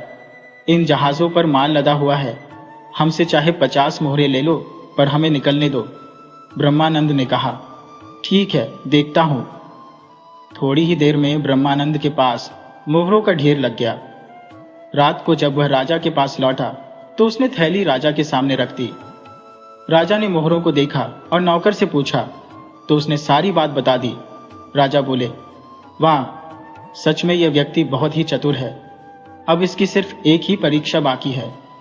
अगले दिन राजा ने ब्रह्मानंद से कहा, ब्रह्मानंद, अब तुम्हारी आखिरी परीक्षा बाकी है। ब्रह्मानंद ने प्रणाम करते हुए कहा, जो आज्ञा महाराज, आप परीक्षा ले सकते हैं। राजा ने अपना दल बल सजाया और कहा, चलो आज गंगा स्नान करने चलते हैं। ब्रह्मानंद को भी साथ ले लिया गया। गंगा के किनारे जाकर उन्होंने अपना डेरा डाल दिया। वहां का अद्भुत नजारा देखकर ब्रह्मानंद मोहित हो रहा था। सुबह से ही लोग वहां स्नान कर रहे थे, आरती कर रहे थे और गंगा की लहरों में लाली उतर आई थी। दोपहर को राजा ने ब्रह्मानंद को एक मटकी देते हुए कहा, ब्रह्मानंद, जाओ मेरे लिए बिना पैसे दिए 1 किलो घी लेकर आओ। ब्रह्मानंद ने कहा, जो आज्ञा महाराज, और वह मटकी लेकर बाजार की ओर चल दिया। राजा ने उसके साथ एक नौकर भेज दिया। ब्रह्मानंद एक दुकानदार के पास गया और कहा, भाई, हमारे मालिक यहाँ पास में ठहरे हैं, 1 किलो घी चाहिए, दुकानदार ने कहा, ठीक है, ले लो। ब्रह्मानंद ने कहा, पहले मैं अपने मालिक को दिखा दूं, अगर उन्हें पसंद आ गया तभी तो लूंगा। थोड़ी देर बाद वह घी की मटकी लेकर लौट आया और उसे दुकानदार को वापस देते हुए कहा, तुम नकली घी बेचते हो? हमारे मालिक ने देखा तो नाराज हो गए और इस मटकी को फोड़ने वाले थे। मैंने उनसे कहा कि यह दुकानदार का है और नष्ट हो जाएगा, तो उन्हें बड़ी मुश्किल से मनाया है। दुकानदार थोड़ा घबरा गया और बोला, कोई बात नहीं, मैं घी वापस कर लेता हूँ। उसने घी को वापस अपने बर्तन में डाल दिया, लेकिन मटकी में थोड़ा घी लगा रह गया। ब्रह्मानंद ने उसे एक बर्तन में डाल लिया और फिर दूसरे दुकानदार के पास जा पहुंचा। वहां भी उसने वही बात दोहराई और इस प्रकार घंटों तक वह एक दुकान से दूसरी दुकान पर घूमता रहा। अब उसकी मटकी थोड़ा थोड़ा घी से भर चुकी थी। फिर उसने वह बर्तन महाराज को दे दिया। महाराज ने देखा और कहा, पूरा घी हो गया? ब्रह्मानंद ने जवाब दिया, देख लीजिए महाराज, 1 किलो से ज्यादा ही है। महाराज ने नौकर से सारा हालचाल पूछा तो उसने सिर हिलाया और सारी बात बता दी। अब राजा बहुत प्रसन्न हुए। उनके पहले वाले सलाहकार वाकई इतने बुद्धिमान नहीं थे। राजा ने वापस आकर उस सलाहकार को हटा दिया और ब्रह्मानंद को अपना नया सलाहकार नियुक्त कर लिया। धीरे धीरे ब्रह्मानंद राजा का दाहिना हाथ बन गया। सभी महत्वपूर्ण फैसले वही लेता था और कई महत्वपूर्ण निर्णय उसके बिना अधूरे रहते थे। ब्रह्मानंद के दिन भी बड़े सुखपूर्वक बीत रहे थे। इस प्रकार से सभी भाइयों ने अपने लक्ष्य को प्राप्त कर लिया था और उनकी किस्मत ने उनका साथ दिया।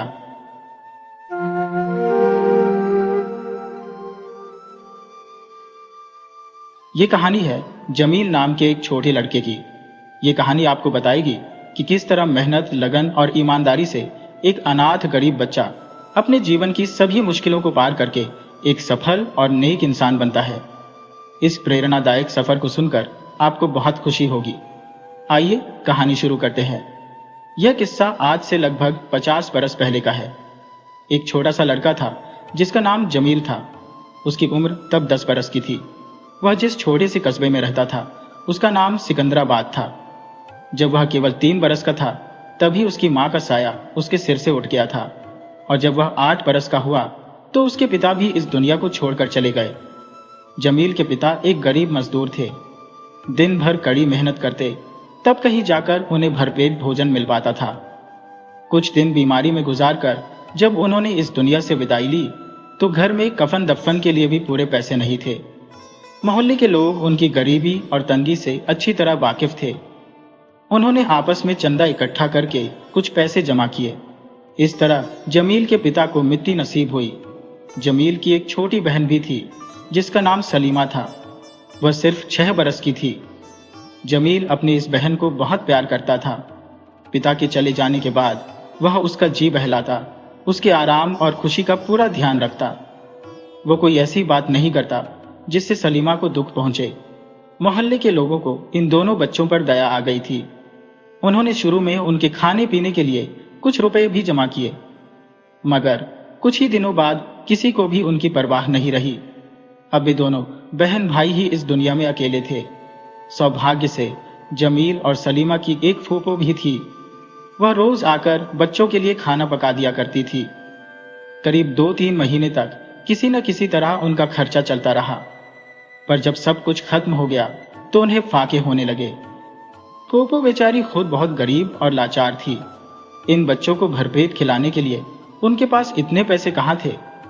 जब चारों ओर से कोई मदद नहीं मिली तो एक दिन फूफो ने मजबूर होकर जमील से कहा, बेटा, अब तो मेरे पास फूटी कौड़ी भी नहीं बची। अगर मेरे पास पैसा होता तो मैं तुम्हें सारी उम्र खुशी खुशी खिलाती पिलाती और कलेजे से लगाए रखती। अब तुम्हें ही कोई काम करना पड़ेगा, तभी गुजारा चल पाएगा। एक ट्विस्ट ये है कि हमारे इसी मोहल्ले में खान साहब रहते हैं। उन्हें एक लड़के नौकर की तलाश है। वह तुम्हें 5 रुपये महीना देने को तैयार है। खाना और कपड़ा भी मिलेगा। इससे तुम्हारा खाने कपड़े का खर्च चल जाएगा। ये जमाना सस्ता है, इसलिए इसमें से 2 रुपये सलीमा के लिए काफी होंगे। अगर कुछ कमी पड़ी तो मैं मेहनत मजदूरी करके पूरी कर दिया करूंगी। मेरा विचार है कि तुम यह नौकरी कर लो। जमील की उम्र तो अभी खेलने कूदने, पढ़ने लिखने और बेफिक्र होकर मजे उड़ाने की थी, मगर इस बेसहारे जमील को ये बातें कैसे नसीब होती। उसे तो यहाँ रोटी कपड़े के भी लाले पड़े थे। जमील बच्चा तो था, लेकिन फूफो की बात उसकी समझ में आ गई। वह गरीब और लाचार था, मगर उसे भीख मांगकर खाना जरा भी पसंद नहीं था। इसलिए उसने अपनी और अपनी बहन की खातिर नौकरी करने को हामी भर दी। वह खुद भूखा रह सकता था, पर उसे यह गवारा नहीं हुआ कि उसकी प्यारी बहन सलीमा को भूखा देखे। जमील अगले ही दिन खान साहब के यहाँ गया। उन्हें तो नौकर की जरूरत थी ही, इसलिए उन्होंने उसी वक्त उसे काम पर रख लिया। जमील वहां दिल लगाकर काम काज करने लगा। खान साहब बहुत अमीर आदमी थे, मगर उन्हें पढ़ना लिखना नाम को भी नहीं आता था। उनकी पत्नी भी अपने पति की तरह अनपढ़ थी। उनके 4-5 बच्चे भी थे। जब माँ बाप ही अनपढ़ हों तो बच्चों का हाल क्या पूछना। सब एक ही रंग में रंगे हुए थे। जो बड़े थे वे और कड़े, अक्खड़त थे, और जो छोटे थे वे और खोटे, शैतान। वे सब जिद्दी, कामचोर और बात बात पर हाजिर जवाब थे। पढ़ने लिखने और मदरसे के नाम से वे कोसों दूर भागते थे। दिन भर घर में डंडे बजाते और ऊधम मचाते फिरते थे। बाहर जाते तो पूरे मोहल्ले को सिर पर उठा लेते थे। पड़ोस के बच्चों के तो उन्होंने नाक में दम कर रखा था। खान साहब खुद एक नंबर के बदमिजाज थे। बात बात पर गुस्सा करना, गालियां देना और मारना पीटना उनकी आदत में शामिल था। उनकी पत्नी का मिजाज भी ऐसा ही तेज था। वह हर वक्त तेवर चढ़ाए रहती थी। बेचारे जमील की तो क्या ही औकात थी। जब वह अपने गुस्से पर आती थी तो अपने खुद के बच्चों तक को रोई की तरह धूप कर रख देती थी, बुरी तरह मारती थी। खान साहब और उनकी बेगम दोनों बदमिजाज होने के बावजूद भी जमील का गुजारा किसी न किसी तरह चल सकता था। असली मुसीबत तो तब शुरू हुई जब खान साहब के बच्चे छोटी छोटी बातें बनाकर जमील की शिकायतें अपनी अम्मा से करने लगे। वह उन शिकायतों को सच मान लेती थी और बस फिर क्या था, बेचारे जमील की शामत आ जाती। वह उसे इतनी बेदर्दी से मारती कि देखने वालों के रोंगटे खड़े हो जाते। जमील यह सब सहता था, तब कहीं जाकर उसे खान साहब के यहाँ से 1 रुपया बचा खुचा खाना और फटा पुराना कपड़ा नसीब होता था। इसी तरह 6 महीने गुजर गए। 6 महीनों में जमील की हालत इतनी खराब हो गई कि अगर कोई दुश्मन भी उसे देखता तो उस पर तरस जरूर खाता। एक और नया मोड़ तब आया जब खान साहब अचानक एक सख्त बीमारी की चपेट में आ गए। उन्होंने कस्बे में रहकर हर तरह का इलाज करवाया, मगर जरा भी फायदा नहीं हुआ। फिर लोगों ने उन्हें सलाह दी कि वे दिल्ली जाकर हकीम अजमल साहब खान को अपनी नब्ज दिखाए। उस जमाने में उनके जैसा महान हकीम पूरे हिंदुस्तान में कोई और नहीं था। यह सलाह खान साहब को सही लगी। उन्होंने उसी वक्त दिल्ली जाने का फैसला कर लिया। उन्होंने जल्दी जल्दी सफर का सामान बांधा और अपनी सेवा के लिए जमील को भी साथ ले लिया। वे बस अड्डे पर आए, लारी, बस में सवार हुए और लगभग 1.5-2 घंटे में आराम से दिल्ली पहुंच गए। जमील ने इससे पहले कभी दिल्ली तो क्या, कोई शहर भी नहीं देखा था। उस शहर की सफाई, आबादी, रौनक, जबान और तहजीब देखकर उसकी आंखें खुली की खुली रह गईं। अब तक तो वह कुएं के मेंढक की तरह यही समझता था कि सिकंदराबाद से बढ़कर कोई जगह नहीं है और जिंदगी गुजारने का बस एक ही तरीका है, खान साहब के घर की गुलामी। मगर दिल्ली में आकर 2-4 दिन में ही ये बात उसकी समझ में आ गई कि यदि आदमी दुख उठाने के लिए तैयार हो तो नौकरी से बेहतर और बहुत से काम है। दिल्ली में उन्हें 8-10 दिन ठहरना पड़ा। खान साहब तो हकीम के यहाँ जाते और जमील दिल्ली की गलियों और बाजारों की धूल छानता। जमील ने यहाँ की आजाद जिंदगी देखी और उसने पक्का इरादा कर लिया कि वह किसी न किसी तरह खान साहब के फंदे से निकलेगा और जिंदगी गुजारने का कोई और रास्ता खोजेगा। दिल्ली चूंकि दिल्ली थी, पर फिर भी यहाँ घर जैसा आराम कहाँ। हकीम साहब ने पूरी तवज्जो दी, बीमारी बताई, नुस्खा दिया और खाने पीने में परहेज रखने की हिदायत दी। खान साहब का इलाज शुरू हो गया। दवाओं ने अपना असर दिखाया, तबीयत बेहतर होने लगी और तंदुरुस्ती के आसार नजर आने लगे। इस इलाज के सिलसिले में उन्हें दिल्ली में कुछ और दिन रुकना पड़ा। इतने दिन घर से दूर रहकर खान साहब घबरा गए। इसी घबराहट में उन्होंने वापस घर जाने का निश्चय कर लिया। हकीम साहब से मुलाकात की, उनकी हिदायतों पर अमल करते हुए 20-22 रोज की दवाएं खरीदी और सिकंदराबाद के लिए चल पड़े। इस बार उन्होंने रेल में सफर करना बेहतर समझा। उनका ख्याल था कि जितना आराम रेल में मिलता है उतना लारी में कहाँ। खान साहब तो सेकंड क्लास के डिब्बे में आराम से सवार हो गए। उन्होंने जमील को टिकट दिया और कहा, तुम तीसरे दर्जे के किसी डिब्बे में बैठ जाओ। खान साहब ये कहकर अपनी जगह पर आराम से लेट गए। जमील सलाम करके वहां से चला। उसने सोचा, दिल्ली में रह जाने का इससे बेहतर मौका और कौन सा हो सकता है। सिग्नल गिरा, गार्ड ने सीटी दी और हरी झंडी दिखाई। रेल आहिस्ता आहिस्ता चली, फिर जरा तेज हुई और फिर तो इतनी तेज हो गई कि थोड़ी ही देर में नजरों से ओझल हो गई। जमील प्लेटफॉर्म पर खड़ा रह गया। उसका दिल जोरों से धड़क रहा था। वह घबराया, सहमा और डरा हुआ था, मगर हिम्मत करके उसने खुद को संभाला। खान साहब ने उसे टिकट तो दे ही दिया था। वह टिकट दिखाकर स्टेशन से बाहर निकल आया। उस वक्त उसके पास एक पैसा भी नहीं था। ये बेबसी देखकर उसका जी भर आया। एक पराई शहर में इस तरह अकेले रह जाने पर वह खुद को बुरा भला कहने लगा। वह इसी सोच में सड़क पर खड़ा था कि एक शरीफ सूरत मुसाफिर किसी गाड़ी से उतरे। कुल्ली ने उन्हें सीधा सादा समझकर दरवाजे पर ही उनका सामान रख दिया और अपनी मजदूरी लेकर चलता बना। उन साहब को किसी ऐसे मजदूर की तलाश हुई जो उनका सामान उनके घर तक पहुंचा दे। जमील यह देखकर आगे बढ़ा और बोला, मैं आपका सामान पहुंचा दूं? मुसाफिर ने पूछा, तुम ये सामान फतेहपुर तक ले जा सकोगे? जमील बोला, जी हां। मुसाफिर ने पूछा, क्या मजदूरी लोगे बेटा? जमील ने जवाब दिया, आप जो कुछ भी दे देंगे मैं खुशी से ले लूंगा। मुसाफिर को घर पहुंचने की जल्दी थी। उन्होंने कोई और बात नहीं की। ट्रंक और बिस्तर जमील के सिर पर रखा, हैंडबैग अपने हाथ में उठाया और दोनों फतेहपुर की तरफ चल पड़े। थोड़ी ही देर में मुसाफिर अपने मकान पर पहुंच गए। उन्होंने खुश होकर जमील को 4 आने दिए। ये 4 आने जमील की नजरों में उस वक्त 4000 रुपये के बराबर थे। वह इतना खुश हुआ कि मारे खुशी के नाचने लगा। मुसाफिर का सामान रखकर जमील फिर बाजार में आया। यहां उसने उस जमाने के एक पढ़े लिखे बाबू साहब को मिठाई की एक हल्की सी टोकरी और कुछ कागजों का पुलिंदा ली खड़ा पाया। वह साहब इधर उधर देख रहे थे कि कोई मजदूर मिल जाए। इतने में उनकी नजर जमील पर पड़ी। उन्होंने पूछा, अरे ओ लड़के, मजदूरी करेगा? जमील कहने लगा, जी हां। कहने की देर थी कि बाबू साहब ने मिठाई की टोकरी और कागजों का पुलिंदा जमील के हवाले कर दिया। सामान ही क्या था। जमील वह लेकर उनके साथ हो लिया और ये चीजें उनके घर पहुंचा दी। उन्होंने भी इसे 2 आने मजदूरी दी। इस तरह उसके पास अब 6 आने हो गए। इतने में रात हो गई। वह जामिया मस्जिद आया। नाना बाई, रोटी बनाने वाला, की दुकान पर खाना खाया। जमाना सस्ता था, चंद पैसों में पेट भर गया। बाकी पैसों को उनकी में अच्छी तरह दबाकर वह जामिया मस्जिद के दरवाजे की सीढ़ियों पर पड़कर सो गया। एक नए शहर में यह तन्हाई की अकेली रात किसी न किसी तरह गुजर ही गई। अब उसके सामने मेहनत का मैदान था। वह सुबह उठा, वुजू, हाथ मुंह धोना किया, नमाज पढ़ी और खुदा से दुआ मांगी। मस्जिद से बाहर आया, पैसों के भुने चने लेकर चबाए, पानी पिया।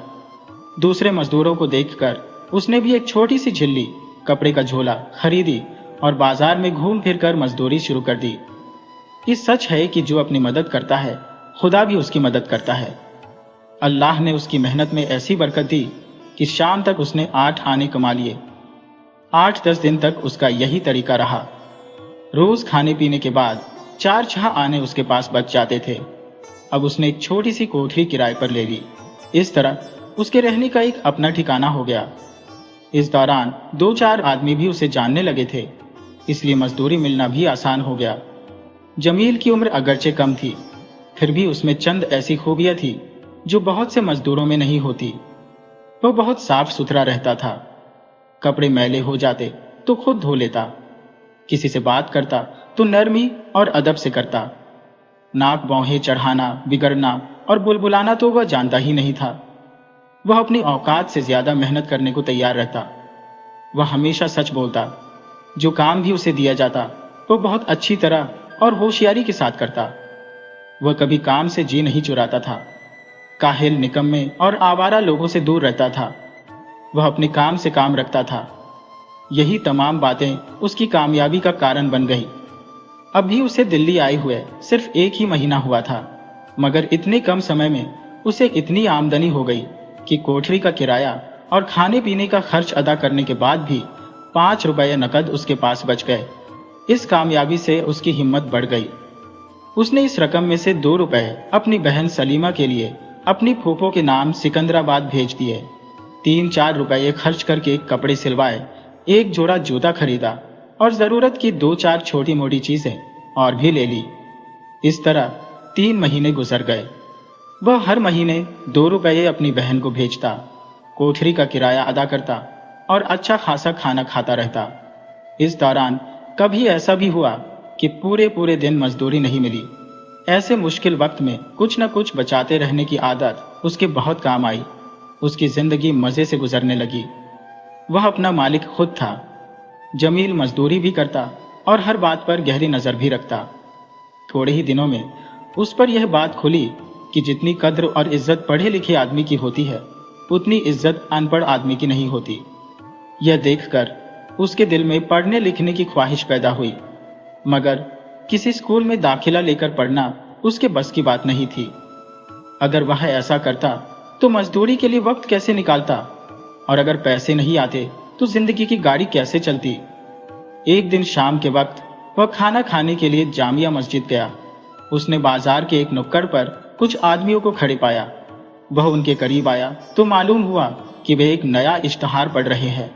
जमील ने एक साहब से पूछा, क्यों जी, इसमें क्या लिखा है? वह बोले, अजमेरी दरवाजे पर एक मदरसा है, अरबिक कॉलेज उसका नाम है। उस कॉलेज में पढ़ने वाले चंद उस्तादों और ऊंचे दर्जे में पढ़ने वाले चंद लड़कों ने एक मदरसा खोला है। यह रात के वक्त पढ़ाई हुआ करेगी और वे सब दरीब पढ़ सकेंगे जो पढ़ना चाहते हैं, मगर मजदूरी की वजह से दिन में पढ़ नहीं पाते। जमील ने पूछा, पढ़ाई का क्या देना पड़ेगा? वह बोले, कुछ भी नहीं, मुफ्त पढ़ाई होगी, फीस नहीं ली जाएगी। दरीब और शौकीन पढ़ने वालों को पढ़ने की किताबें और लिखने का सामान भी मुफ्त मिलेगा। ये सुनते ही जमील पर खुशी का खून दौड़ने लगा। वह इतना खुश हुआ गोया उसने कोई बड़ा खजाना पा लिया हो। यहां से आगे बढ़कर उसने पहले तो खाना खाया, फिर पूछता पूछता सीधा अरबिक कॉलेज पहुंचा। कॉलेज के एक बड़े कमरे में पढ़ाई हो रही थी। 10-11 छोटी बड़ी उम्र के गरीब लड़के बैठे पढ़ रहे थे। एक नौजवान उस्ताद उन्हें पढ़ा रहा था। यह नौजवान मोहम्मद इरफान साहब थे, जो अरबिक कॉलेज की बई क्लास में पढ़ते थे। उन्हीं की कोशिश से कॉलेज के कुछ और लड़कों में कौमी खिदमत, समाज सेवा का शौक पैदा हुआ था और अब ऐसी जमात बन गई थी जो अपने खाली वक्त में अनपढ़ लोगों और लड़कों को पढ़ाती थी। मोहम्मद इरफान एक हंसमुख नौजवान थे। उनके चेहरे से हमदर्दी साफ जाहिर होती थी। जमील ने उन्हें सलाम किया। वह खुद आगे बढ़ाए। जमील ने बहुत कोशिश की, मगर मोहम्मद इरफान के सामने वह कुछ न बोल सका। इरफान मुस्कुराए और बड़ी नरमी से पूछा, मियाँ, तुम यहाँ पढ़ना चाहते हो? जमील बोला, जी हाँ। इरफान ने पूछा, रोज आ सकोगे? ये तो नहीं होगा कि आज हाजिर और कल गायब। इस तरह पढ़ाई नहीं होगी। अगर रोज आते और रोज पढ़ते रहे तो उम्मीद है कि थोड़े ही दिनों में कुछ न कुछ आ जाएगा। जमील ने रोज आने का वादा किया। इरफान साहब ने उसका नाम और पता अपने रजिस्टर में लिख लिया। इस तरह जमील की पढ़ाई का आगाज हो गया। उस्ताद की हमदर्दी और शफकत, दया और शागिर्द शिष्य के शौक और मेहनत का क्या असर होता है, यह बात जमील की पढ़ाई के नतीजे देखकर अच्छी तरह समझी जा सकती है। जमील को अभी तक खान साहब जैसे लोगों से वास्ता पड़ा था। उसने मोहम्मद इरफान और उनके साथियों का बर्ताव देखा तो समझा कि आदमी दरअसल ऐसे होते हैं। नरमी से बात करना, मोहब्बत से समझाना, पढ़ने वालों की मुश्किलों को समझना, उनके दुख दर्द में शामिल होना, उनकी हिम्मत बंधाना और उनकी भलाई की कोशिश में बिना किसी स्वार्थ के लगातार लगे रहना, ये सारी खूबियां रात के इस मदरसे के हर उस्ताद में मौजूद थी। जमील खुद दिल से पढ़ना चाहता था। उनका अच्छा बर्ताव तो सोने पर सुहागा हो गया। जमील दिन भर मजदूरी करता, शाम को खाना खाकर सीधा अरबिक कॉलेज आ जाता। यहाँ पूरे 2 घंटे पढ़ाई होती। कभी ऐसा नहीं हुआ कि उसने मजदूरी के लालच में अपना पढ़ना छोड़ दिया हो। 1 साल गुजर गया। जमील की मेहनत और पढ़ाने वालों की मोहब्बत रंग लाई। इतनी सी अवधि में जमील ने चौथी जमात क्लास तक की पढ़ाई खत्म कर ली। दूसरे साल वह छठी जमात के इम्तिहान में शामिल हुआ और तीसरे साल उसने मिडिल का इम्तिहान पास कर लिया। वह उर्दू और अंग्रेजी में खत पत्र लिखने में माहिर हो गया। वह कई मिडिल पास लड़कों से बेहतर ही था। पढ़ाई के साथ साथ मजदूरी भी जारी रही। हाँ, उसमें कुछ फर्क आ गया। अब उसे ऐसे काम मिलने लगे कि वक्त कम खर्च होता और मजदूरी ज्यादा मिलती। वह इस दौरान लगातार सिकंदराबाद जाकर अपनी बहन और फूफो से मिलता रहा। एक आध बार वह खान साहब से भी मिलने गया। वह जमील की पढ़ाई और तरक्की का हाल सुनकर बहुत खुश हुए। नाराज होने के बजाय उन्होंने अपनी खुशी जाहिर की।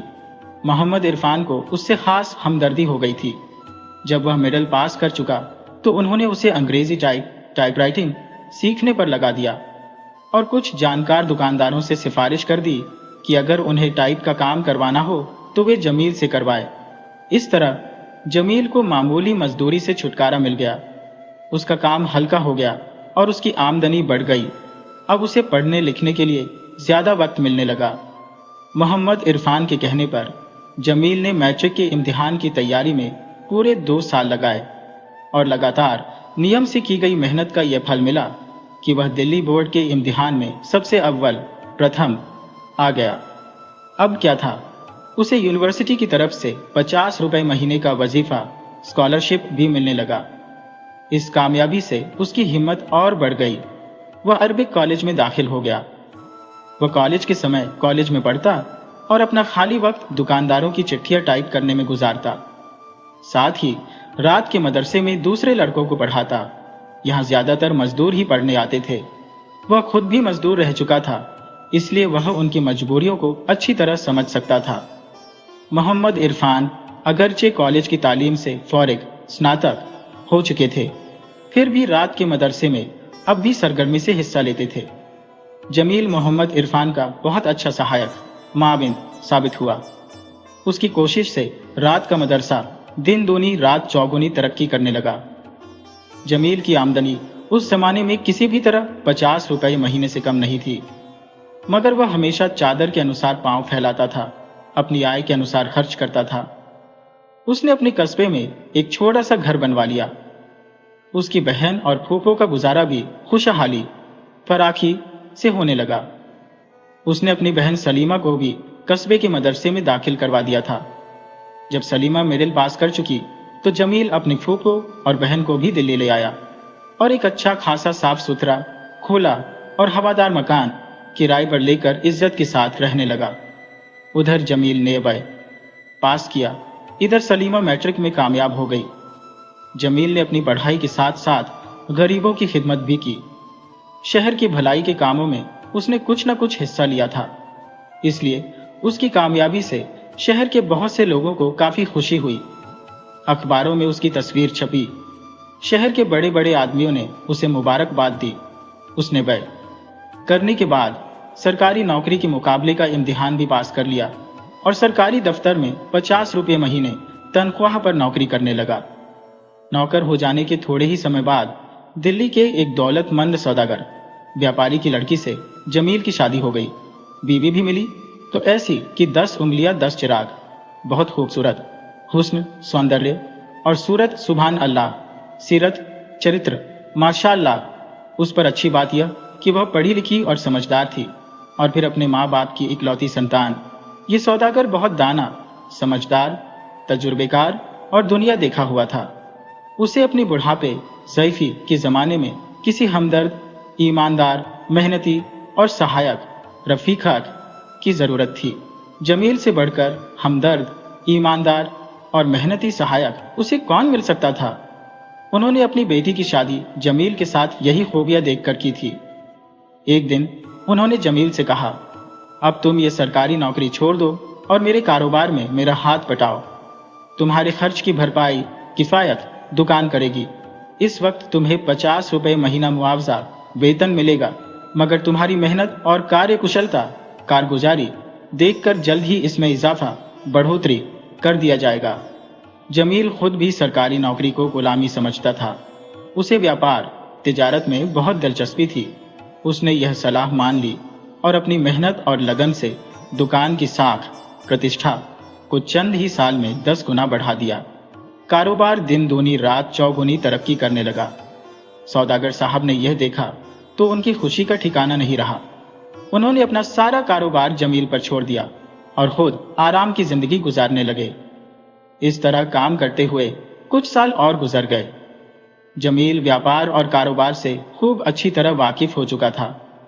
उसे दुकान से 500 रुपये महीना तनख्वाह मिलने लगी, इसलिए दिल खोलकर खर्च करने पर भी उसने थोड़ी बहुत रकम जमा कर ली थी। फिर एक दिन अचानक क्या हुआ कि वह सौदागर यानी जमील के ससुर साहब बीमार पड़ गए।